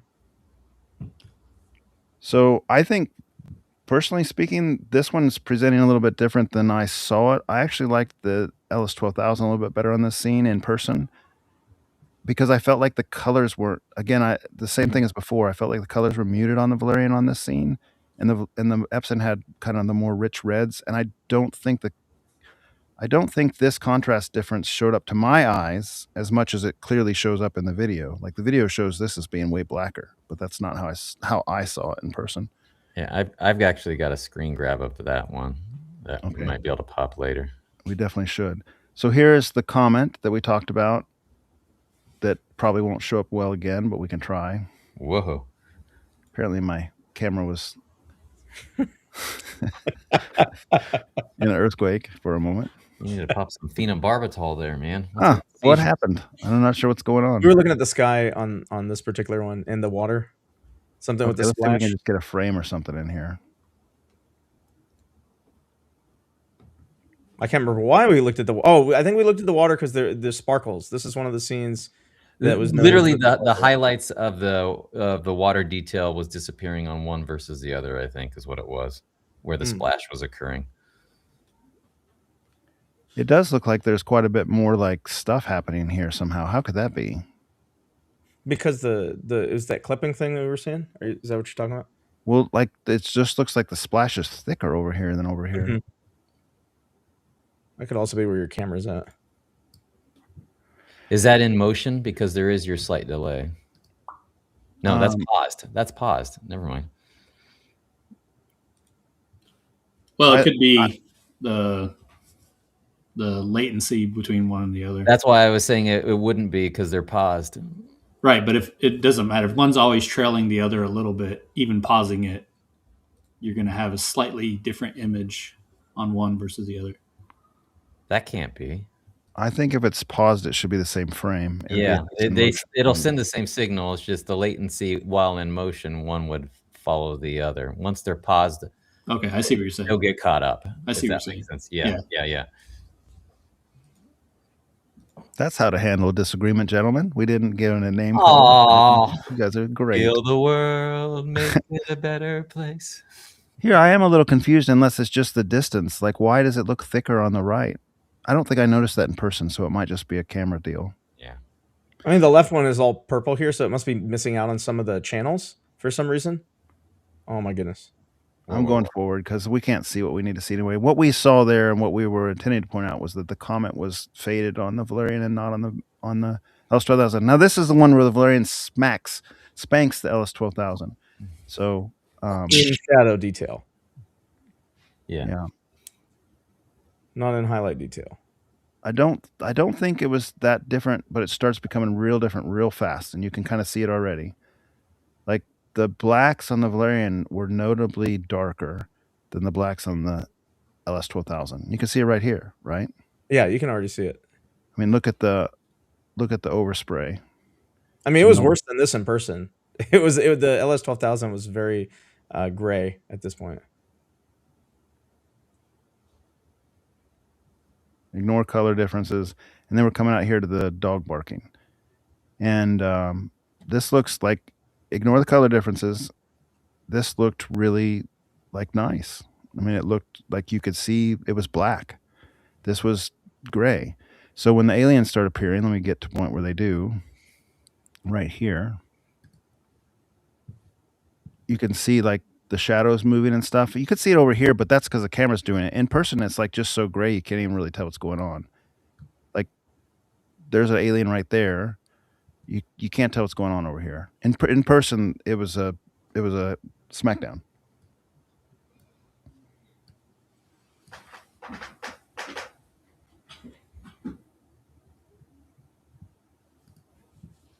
Okay, here's Lucy. I prefer this on the LS12000, personally speaking, and it's the same thing we talked about, where I felt like the Valerian made her hair a little thick, like it was hairsprayed, and you can't tell in this video, it's not high enough quality, but in person, that's what I was noticing from the front row. He sits 9 feet away from 158-inch screen. This was a 137-inch equivalent when the side-by-side, because we had over-zoomed it, but that was really the only key difference. I didn't notice anything looking terrible. It was just a slight subjective preference, and other guys may have a slightly different subjective preference, and that's totally fine. What do you guys think of this one? So this is one of those that, as I went back afterwards and goofed with settings that we didn't play with during the viewing, super resolution is on and was on the entire time. Yeah. And so when I took that off, she definitely got smoother, so to speak. And so if you're more looking for a smoother presentation and maybe less edgy, definitely you can turn off. In the setting that I had, you would turn off the super resolution. Does that super resolution affect the armor that Jonathan was talking about in the cave scene with the dwarves? I'd have to go back and look at it. Okay. I can do that. Yeah, it definitely didn't affect the signs in Vegas. That's probably a Rec 2020 thing. But yeah, I'm curious about that. Like her pores, for example, on her face, if you backed up just right before she's kind of looking, right before she's looking for the different color strands that she goes and grabs. Anyway, there's a shot there Yeah, you just let it kind of play. Maybe it's Where back a from? little. Maybe it's back a little further. A little further back. Okay. Yeah, yeah, like right there where she turns. I toggled the super resolution on and off, and with it on, you could see really strong detail around her pores. And when I toggled it off, it definitely smoothed out and was less. I'm gonna call it defined. So if you want kind of that more crispy image, then you have options versus if you want a smoother image. But this is definitely one detail where that was a factor. Interesting.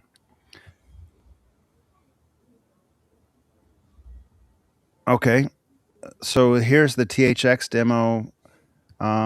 This was a funny one too because it switched back and forth between the two as far as which one had the upper hand during the clip. I think somebody used the analogy of an arm wrestling match where they were going back and forth. Did you change seats on this? I did. I'm now on the left-hand side, but still the Valerion Max on the left and the Epson on the right. So I'm in a different spot with the camera, but the projectors are in the same spot. So at the beginning of this one, the Epson seemed like it was a little stronger in person. And then when it got brighter, the Valerion seemed like it was better in person. Which I don't even understand it, John. Like, I thought EBL didn't really engage if there was a high ADL on the screen. By the time you're here, there's a high ADL, but it was definitely engaging. Or maybe the interesting contrast is just that much better or something because it was clearly more black on the Valerian in person.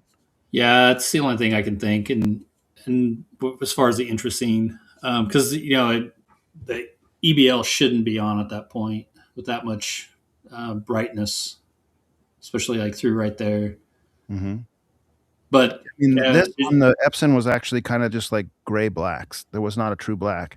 And on the Valerian, at this point in the scene, it looked blacker. I mean, you can't tell in this video. You're just going to have to listen to what we're saying. It's like half these things are that way. This was the only scene in the entire night that I noticed a little bit of laser speckle, I think, on Sheldon's screen from the front row. And it was when you had these real close-ups on her face. Like that same exact color on her face that was that large. I saw a tiny bit of speckle. It wasn't even bothersome. Like I wouldn't even classify as bothersome. I was trying to look for it. This is the only thing I saw it on. Because you guys were in the back row the whole night. Could you even see that laser speckle back there? Yes. It was really tough. You had to look for it. Yeah, it was super subtle. Like I can see laser speckle with my screen material fairly easily on certain content, so I know what I'm looking for. And that was the only clip that I was able to spot it the whole night. Yeah, same. And I don't even think it was that bad. Like I remember my first introduction to a laser spectacle was the LG 810. Yeah. And red on it looked like a little like carnival or something. All the little pixels were dancing. It wasn't like that. It was real subtle. And there was red on this clip. I mean, you just didn't see it in the other colors. Maybe it was not that it wasn't a large enough space on the screen or something. It was really truly only for me, only her face that I saw it in. I didn't see it in the sky. I didn't see it in the pavement. Just her face. This was Sicario. Am I saying it right? Sicario, something like that. Yeah, Sicario.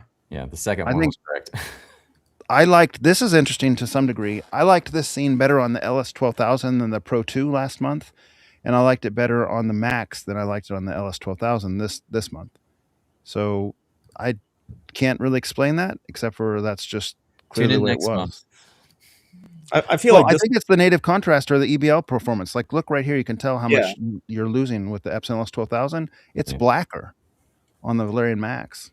This one changed a lot too throughout the scene. It was kind of like one of those flip-floppy ones. It was.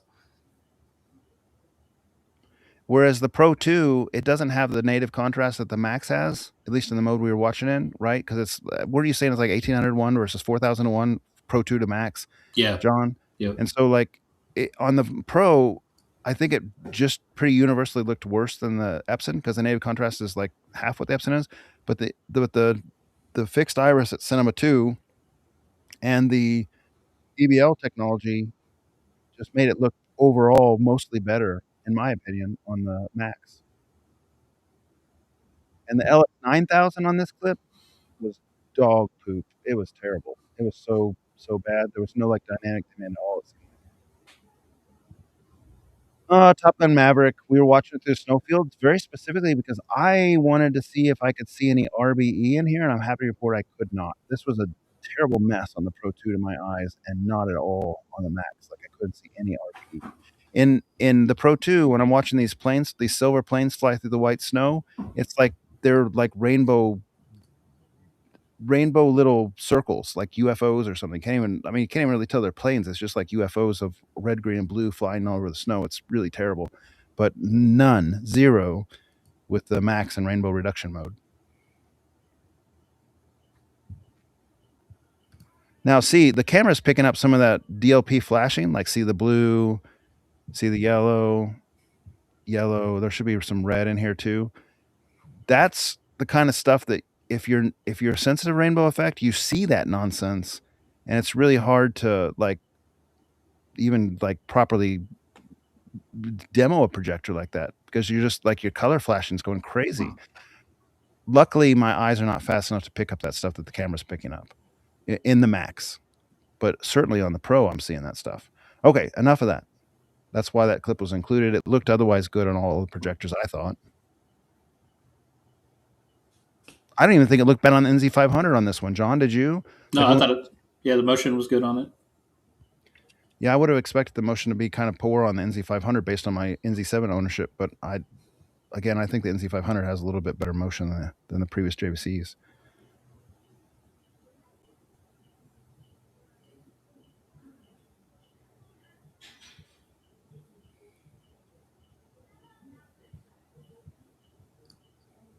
This scene right here, I think I don't remember actually comparing this, we did, I'm sure. Do you guys remember seeing this with the Valerion and the JVC? 500 with the blue, No, I don't. the blue background. In my experience in my room, I really like the NZ500 on this scene more than my Epsons. I have the Epson LS12000. I have the Epson QL3000 right now. The blue looks nice, but there's not the black floor that scene needs to really. That's not the native contrast to really make that scene pop. And the NZ500 like solo on that scene looks fan-frickin-tastic. And I think the Valerian looked pretty good on it too. I just don't remember the comparison to tell you exactly how close they were. Still in the scene, fast forwarding.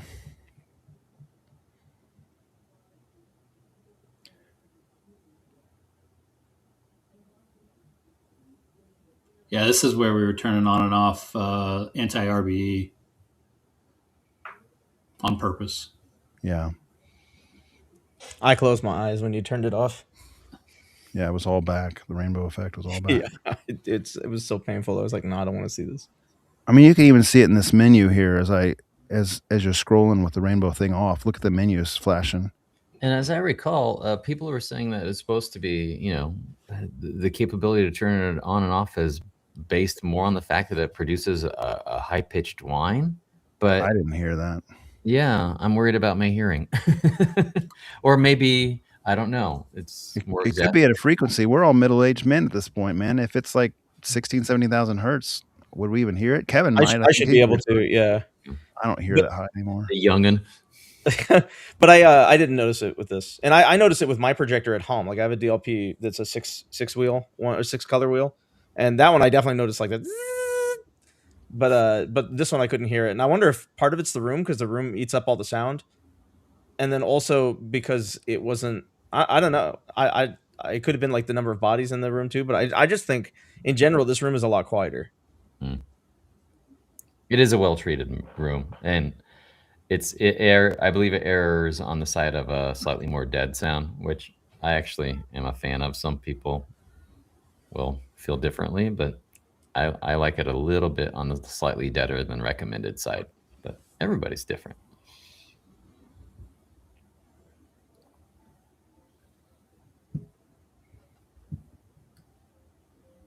Which projector are we even looking at here? I don't even know which I one. think this was the 500 where we were looking at 24 frames per second versus 60. This is when it looked really disgusting. If we were messing with something. Yeah, because when we watched it earlier, we were doing the 60 off the NVIDIA card. Oh my god! I think you're finally finding your clips that showed up out of order when you brought them in that you were thinking you were going to be watching earlier in the broadcast. I thought we did this at the end. Yeah, it was at the end. Oh, did you? Yep. Maybe I just Did I didn't leave get already? footage. No, you were here.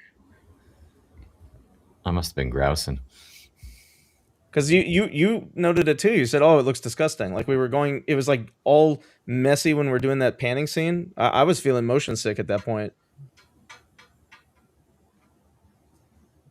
And then we realized this clip was 60 frames a second. So this is all just NZ500 again? Mm-hmm. Because we were checking for motion judder and other things because we saw it here, but we think either it was in the playback or in the clip itself because we saw it on every single projector.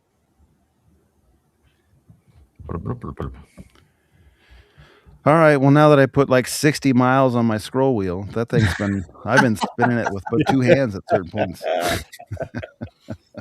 Do you mind if I pop up some quick photos or no? Yeah. That's fine. And then I guess I just don't even have raw footage of the LS12000 solo and the Valerion solo, at least not very much. Looks like I had some menu stuff, but not much in the way of actual content. That wasn't intentional. Yeah, well, I mean, you still, what did you shoot? Like 5.5 hours? Footage?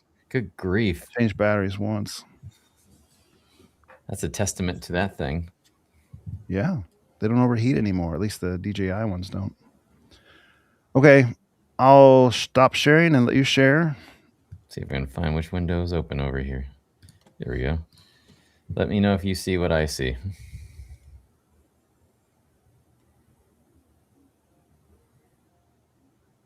Here it comes. Yep. All right. So these are just frame grabs out of video, right? But and a couple of these really hit home just how much the the color presents differently to a sensor, right? And the sensor, I believe on these, I just had the camera itself locked to 6500 Kelvin for white balance. And then the chips fall where they may based off whatever, it captures off of images like these. But everything from the ISO to the shutter speed, the shutter angle even can cause different artifacts to show up. So as always, again, most of the stuff that we're looking for here will be, just, like say highlight detail and how much brighter one's presenting than the other. That part would be fairly accurate. And in scenes like these, this one right here, I thought they both actually threw a fairly pleasing picture in person. These, which is why we always go back to, the scenes that you don't see as often. It's like, oh, here's a torture test and here's a torture test. That's something that people need to keep in mind if they're having FOMO on one projector versus another. It's like when you could watch an awful lot of content sometimes and accidentally never even run into something that says, oh, well, your projector doesn't do this as badly as another one does. Sometimes that sort of gets lost in a lot of this. This is the one we talked about ad nauseum quite a bit, but this is the one I actually cropped in on earlier where we're looking at those different things that we talked about to at some length. But I was just throwing this up here, just sort of a like the overall, oh, this is what it looks like, when you can see the whole thing, at probably a little bit better than normal quality. The remnant, what is it? The remnant, revenant, whatever. Revenant. Thank you, Reverend. This is the one you were talking about earlier, where you thought the 12,000 on the right looked a little bit more contrasty, and I actually was surprised that I was a little bit disagreeing. I actually liked the fact that it was pulling a little bit more environment detail in the background on the other side. It's I was running off the idea that maybe you could tweak the color a little bit if you wanted to push more one way versus the other. But as far as like the sharpness and stuff like that, they both present remarkably similar to each other. They both look pretty good, I thought. And then this is another one from the same scene, just a little bit more panning and whatnot. Same idea going on there. Let's see here. Then this one I think we talked about quite a bit already.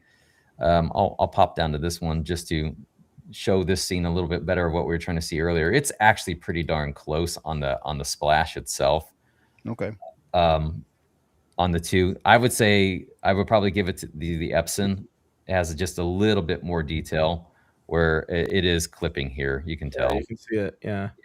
Yeah. the Comet is the worst of the two, I think, which is why I picked that to crop earlier. But yes, also in the Splash, you're seeing that. This one over here, let's see here. I actually thought they both looked pretty good. Where when it came to how much contrast it was pulling out, you could probably flip a coin on which one you would like somebody might prefer on one versus the other. You know, it's way more about the color presenting that somebody might say, oh well, of course the one on the left looks better. With yeah, but in person, or actually look at the white of his eyes, right? But it's funny, you aren't even aware of these things until you throw up a side by side in a lot of case anyways. And again, it presents differently to a camera sensor as well. And then I'll finally end on this last one where every once in a while there were things where like the Valerion was doing a pretty good job of holding on to its highlight detail with flames in this particular scene. But I actually what you were talking about earlier is like, well, you know, maybe I want that extra punchy feel, right? That you might actually prefer the image on the left anyway, even though it's actually technically clipping more. So again, we're running into this sort of like almost like philosophical idea you have to decide for yourself. Is like, do you want to have a little bit more punch because there's only so much your projector can do, or do you want it to have a little bit more muted picture and reclaim that highlight detail? So which two were in that last shot? What's that? Ryan? Which two were shown in that last shot? That was, let's see here, that last one, I believe that was a throwback. I want to say that one was the not the 12,000. So I think I apologize. I probably threw up the JVC on that one versus the Valerion. So, but all the other ones I believe were the 12,000 versus the Max. So sorry about that. All right, we got a couple comments that I'm going to bring up here as far as pinned comments. They're from earlier in the stream. Why can't I click that?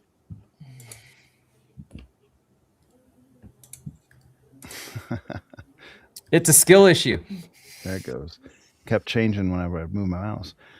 All right, so he's probably no longer here. This was at the very beginning of the podcast. This is Austin, our buddy. He lives down in I think it's Texas right now.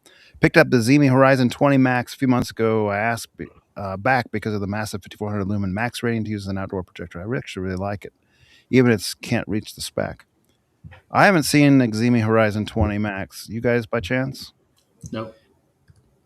Yeah. No, spec wise, it's sort of like, it's a little bit the game you're playing with yours, Jonathan, where it's like, you know, the contrast isn't quite as good, but the extra brightness can be pretty addicting. I think that 5400 lumen, if I'm not mistaken, in most real world situations, I think it's a little bit under 5,000 instead. But even then, I mean, you're looking at something that could potentially be almost double brightness for some people. And they might find that, hey, wow, you know, it's like smontrast. I like me some brights, especially depending on the room environment you've got. Sure. I can't remember his, but. Sure. And I think there's some interesting things to be had there. I like native contrast. I use an OLED as my display here. Like, I miss it when it's gone. But it's not. I think there's scenes and stuff where the trade-off is worthwhile. We've talked about this. I put it in the text conversation with you the other day, Ryan. It's kind of an interesting observation to me. The other day, 2 or 3 days ago, I heard Harry Potter movie 8 playing downstairs. Yeah. And I walked downstairs after a half hour, maybe an hour that it was playing. I came down to see how they were doing and if they were enjoying it or whatever. And the Epson QL3000 was on. And I was surprised by that because my kids know how to turn on both projectors. And my 14-year-old was the one driving. And I said, don't you want to use the JVC for this one? This is like one of the darkest movies there could be. Like, the JVC has the better native contrast. Wouldn't you rather have that blacks be black? And my daughter literally said to me, no, I'd rather be able to see what's going on, which is interesting to me because I would have picked the JVC 100% for that movie. But the QL3000's tone mapping elevates details. It's gray. It's a 3001 contrast, so it's not the deep native black that JVC has. But it elevates details out of that deep black with the HDR tone mapping. And she was just saying like, hey, I like to be able to see what's going on more than I care about deep blacks. So even right there in our own family, she hears my preferences all the time. She has her own preferences. She had total control of which projector she fired up. She chose the brighter one. So the Ximi Horizon 20 Max, I mean, all that comes into play as you think about evaluate what projector you want to use. The next one was, what do we think of the Hisense XR10 6000 lumen DLP from MW? I don't know anything about that one either, really. Do you guys? Do not. I think that's a new one coming out, but I don't know anything on it. Is that all in the same family as like the Dangbai Thor and the Ximi Titan? Are they all kind of like sharing tech for those things? Or are they different? Do we know? Well, I don't they know. all have the same base chip. The 0.78 DLP chip? Well, I mean, these things come out and they're like from 3 different companies. Dangbai, Ximi, and Hisense. They all have like the same similar spec. They're all coming out at the same time type thing. I just kind of wonder if behind the scenes there's some technology sharing to some degree coming out. Maybe not. I just don't know. Yeah, they could be stealing it from each other too. They're not even stealing from each other. It's just all coming out of the same factory. Yeah. I mean, I don't know. There's probably someone be offended by us asking that question, but it happens in other industries for sure. So I don't know if it happens here or doesn't. Sorry, MW, we can't really help you there. AVSForum a lot of times has got threads that are way too long for lack of information, but can be read, of course. And that's really all I pinned. Did you guys see anything else? I mean, I read through the comments. Was there anything else you want to talk on that in that regard? I think that's about it. Yeah, honestly, I'm almost positive that XR10 isn't in anybody's hands yet. So I've been reading a little bit on that Ximi Titan, and people are, at least 2 or 3 people have them now, and they're enjoying them. There's a thread that's active on there. People are asking all kinds of questions and so forth. They're like 5,000, 6,000 lumen type territory. DLP. I don't think it has like anything equivalent of EBL, but again, the additional lumens people like in some cases. You know, it's funny. We through this whole discussion of all these projectors, we didn't even mention that the one thing that the Max, you know, while it's not a ton, it actually has a little bit of placement flexibility, which that Pro 2 did not have. Right. And with the vertical lens shift. John, have you like poked your nose at all into like the aftermarket anamorphic lens option that they have for that projector, or no? No, so I heard you comment that earlier. No, I have not, because I have a 16:9 screen. That said, there is another option for someone who's needing a 2.0 lens. Valerion is selling, it's supposed to come out in February, a lens that will attach to the front of the Max and give it.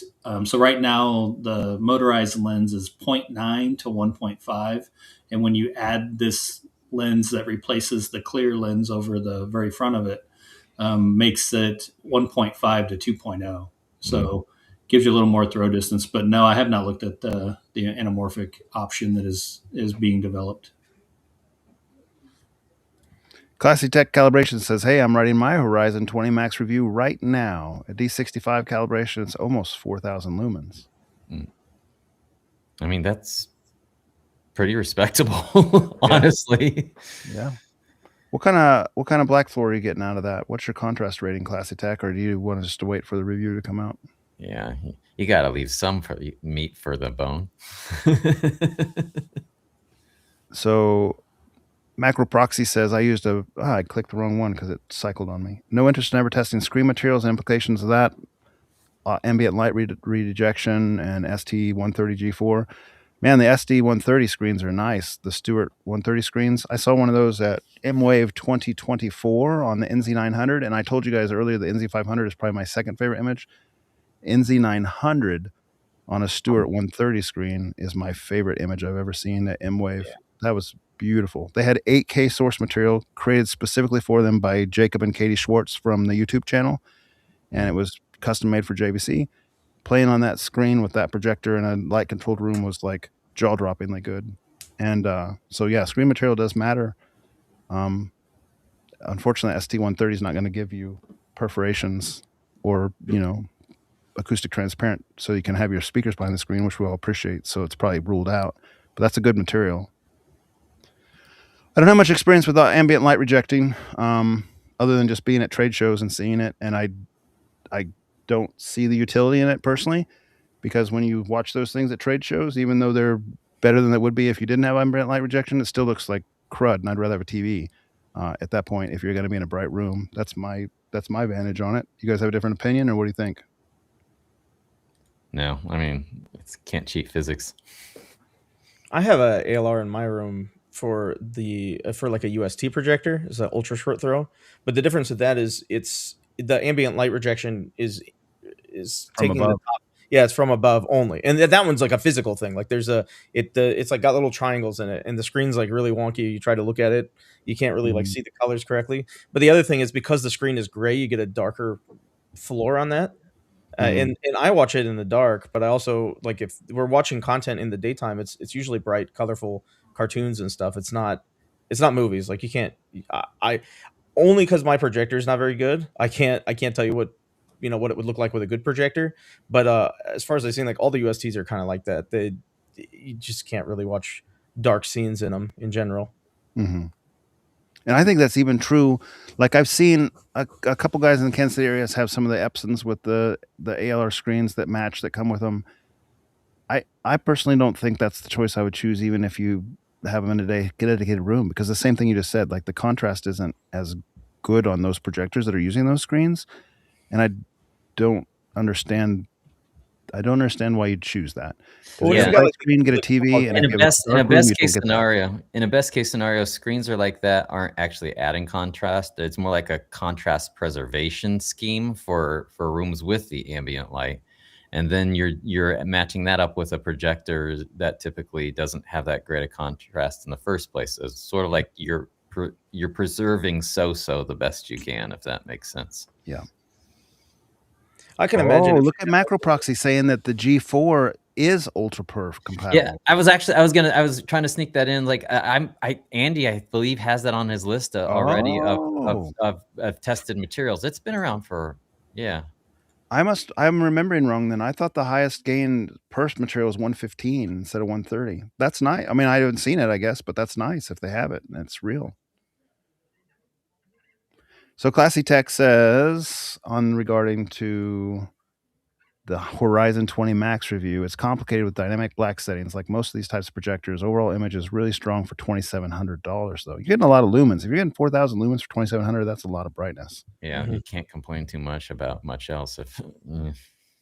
I mean, you think about where we were even 5 years ago. That's kind of unheard of. Yeah, I mean the market's really changing in that regard. I'm hoping JVC will join in and get us little brighter projectors too. Pretty so Macro Proxy says, I will say the Max will have some. Is that chromatic aberrations for sure, with no way to correct it. He's referring to that lens add-on, I think. That Panamorph Alpha with the Max. So the chromatic issues. Yeah. So Macro Proxy says, I'm blown away by the combo here. QL7000. So that's a 10,000 lumen projector. And a lot of times the review sites are saying it's more like 11 or 12. Panamorphic, dark, ambient light rejection screen. Even in a dark room, it really helps. But I don't have nor want a Velvet Cave. That's interesting, man. Where do you live? Are you anywhere around the Midwest? Do you live near Kansas City? I'm inviting myself over if you are. Dog wants to chew on this bone. I'd like to see it. I think it's an interesting combination, and I know some people have been trying it in the QL thread, because you have a lot of times, especially if it's not a giant screen, some extra lumens to spare with something like the QL7000. But my question is, if you're knocking it down with a dark screen, are you at that point even better off than just buying like an NZ900 or something? Because you're at the same price park, and I don't know the answer to that. I just haven't seen it to compare. It'd still be a fair bit brighter though. Because it sounds like he's wanting to preserve the fact that his environment is not, in fact, a velvet cave, right? Sure. So. Oh, look at that! It lives in Houston. My sister lives in Houston. Hey, sister! I suddenly want to come see you. Why? No reason. Nice. Well, is that on AVSForum Macro Proxy? Is that something we can catch and read up on as we have a thread on it? Hey, 400 nits at 150-inch scope. That's nice, man. I'm only getting 375 on mine, and I love it. So if you're getting that, great. Only no wonder you like it. He'll be ready for the next cinema standard. Yeah, that's cool. I'd like to learn more about that. Well, I mean, what comes to mind is one of the guys on the QL thread. He got a 280-inch screen, and he got like a dark material, and he got the QL 7000, and he was saying like, "This is too dark." Like, well, yeah, you got a giant screen. It's literally over 20 feet across, 20 feet wide, and you have a black material, and you're just not going to have the nits out of that. Even if you have a super bright projector, you can't you just can't do that. Yeah. So he's disappointed, which is kind of a shame because nobody wants to be disappointed when they spend all the money and spend all the time trying to build something like that. It can't be a cheap screen either. 280 inch, no. Yeah, that's almost, yeah. There's a lot that actually cancels out a lot of materials because not a lot of them can't do the height on the roll. Mm-hmm. Classy Tech says my living room setup is now a 130-inch ALR floor rising with Hisense L9Q UST. Plenty bright. I have two tall lamps, floor lamps, and ceiling lights on, so it still looks great. I mean, there you go. Different strokes for different folks. Looks like a couple guys in here like the ALR screens. Good. I'm not going to fault you any. And maybe I haven't seen like a high class one yet. Maybe I need to be more exposed to these types of things. This is also noting a UST projector. Mm-hmm. So, and those ALR screens are very different. Mm-hmm. Although even in my room, I can notice the light bleed if any light is on in the room. Even with the thing, if it like ceiling lights, it's less noticeable, but it's still there. Like even like opening the bathroom door or opening something else where light's bleeding in from some window or something, it's enough to show up on the screen from my perspective that I've seen it. Maybe their projector is also a lot brighter. And Kevin too, with your ALR screens, do you guys see extra like speckle or reflection type attributes to the quality of the image? No, I saw it when it was on the wall. Mm-hmm. But not on the screen. That's good. That's one of the concerns that I would have with that. But yeah, because the UST projectors, the problem is there's like a hot spot on it in the middle, but you don't see that when you project it onto a screen. I don't know why that is, but I don't notice that at all. Although when I was on a wall, it was more obvious, especially the wider the wall, you'll see that hot spot for sure. All right. Looks like we got to the end of the comments. I think John might have stepped away. Oh, there you go. Macro Proxy has confirmed he has a long throw ALR Seymour version. Only complaint is the perforation isn't as good as Stewart's. Yeah. Well, I mean, it sounds like you still got a stellar image. You got 400 nits with some little bit of lighting in the room even. All right, fellas. Anything else before we close out? Thanks for your time. This went on quite a while. Yeah, it did a little bit, but hey, somebody. Hopefully somebody will find this mildly bemusing. Thanks for joining us, John, and for bringing over the Valerion Max for us to play with. Yeah, that was that was really cool to see that. Yeah. And the Pro the month before. And also Sheldon's not on here, but thanks to Sheldon for hosting us, buying us pizza, and giving us a good evening. And his room sounding incredible. It is. It was wonderful. Great fun, except for now, my son is currently working on a Hover Easy setup for his couch. There you go. Planning on having it done this weekend. So very good. Thank you kindly, chat. All right. Have a good night, everybody.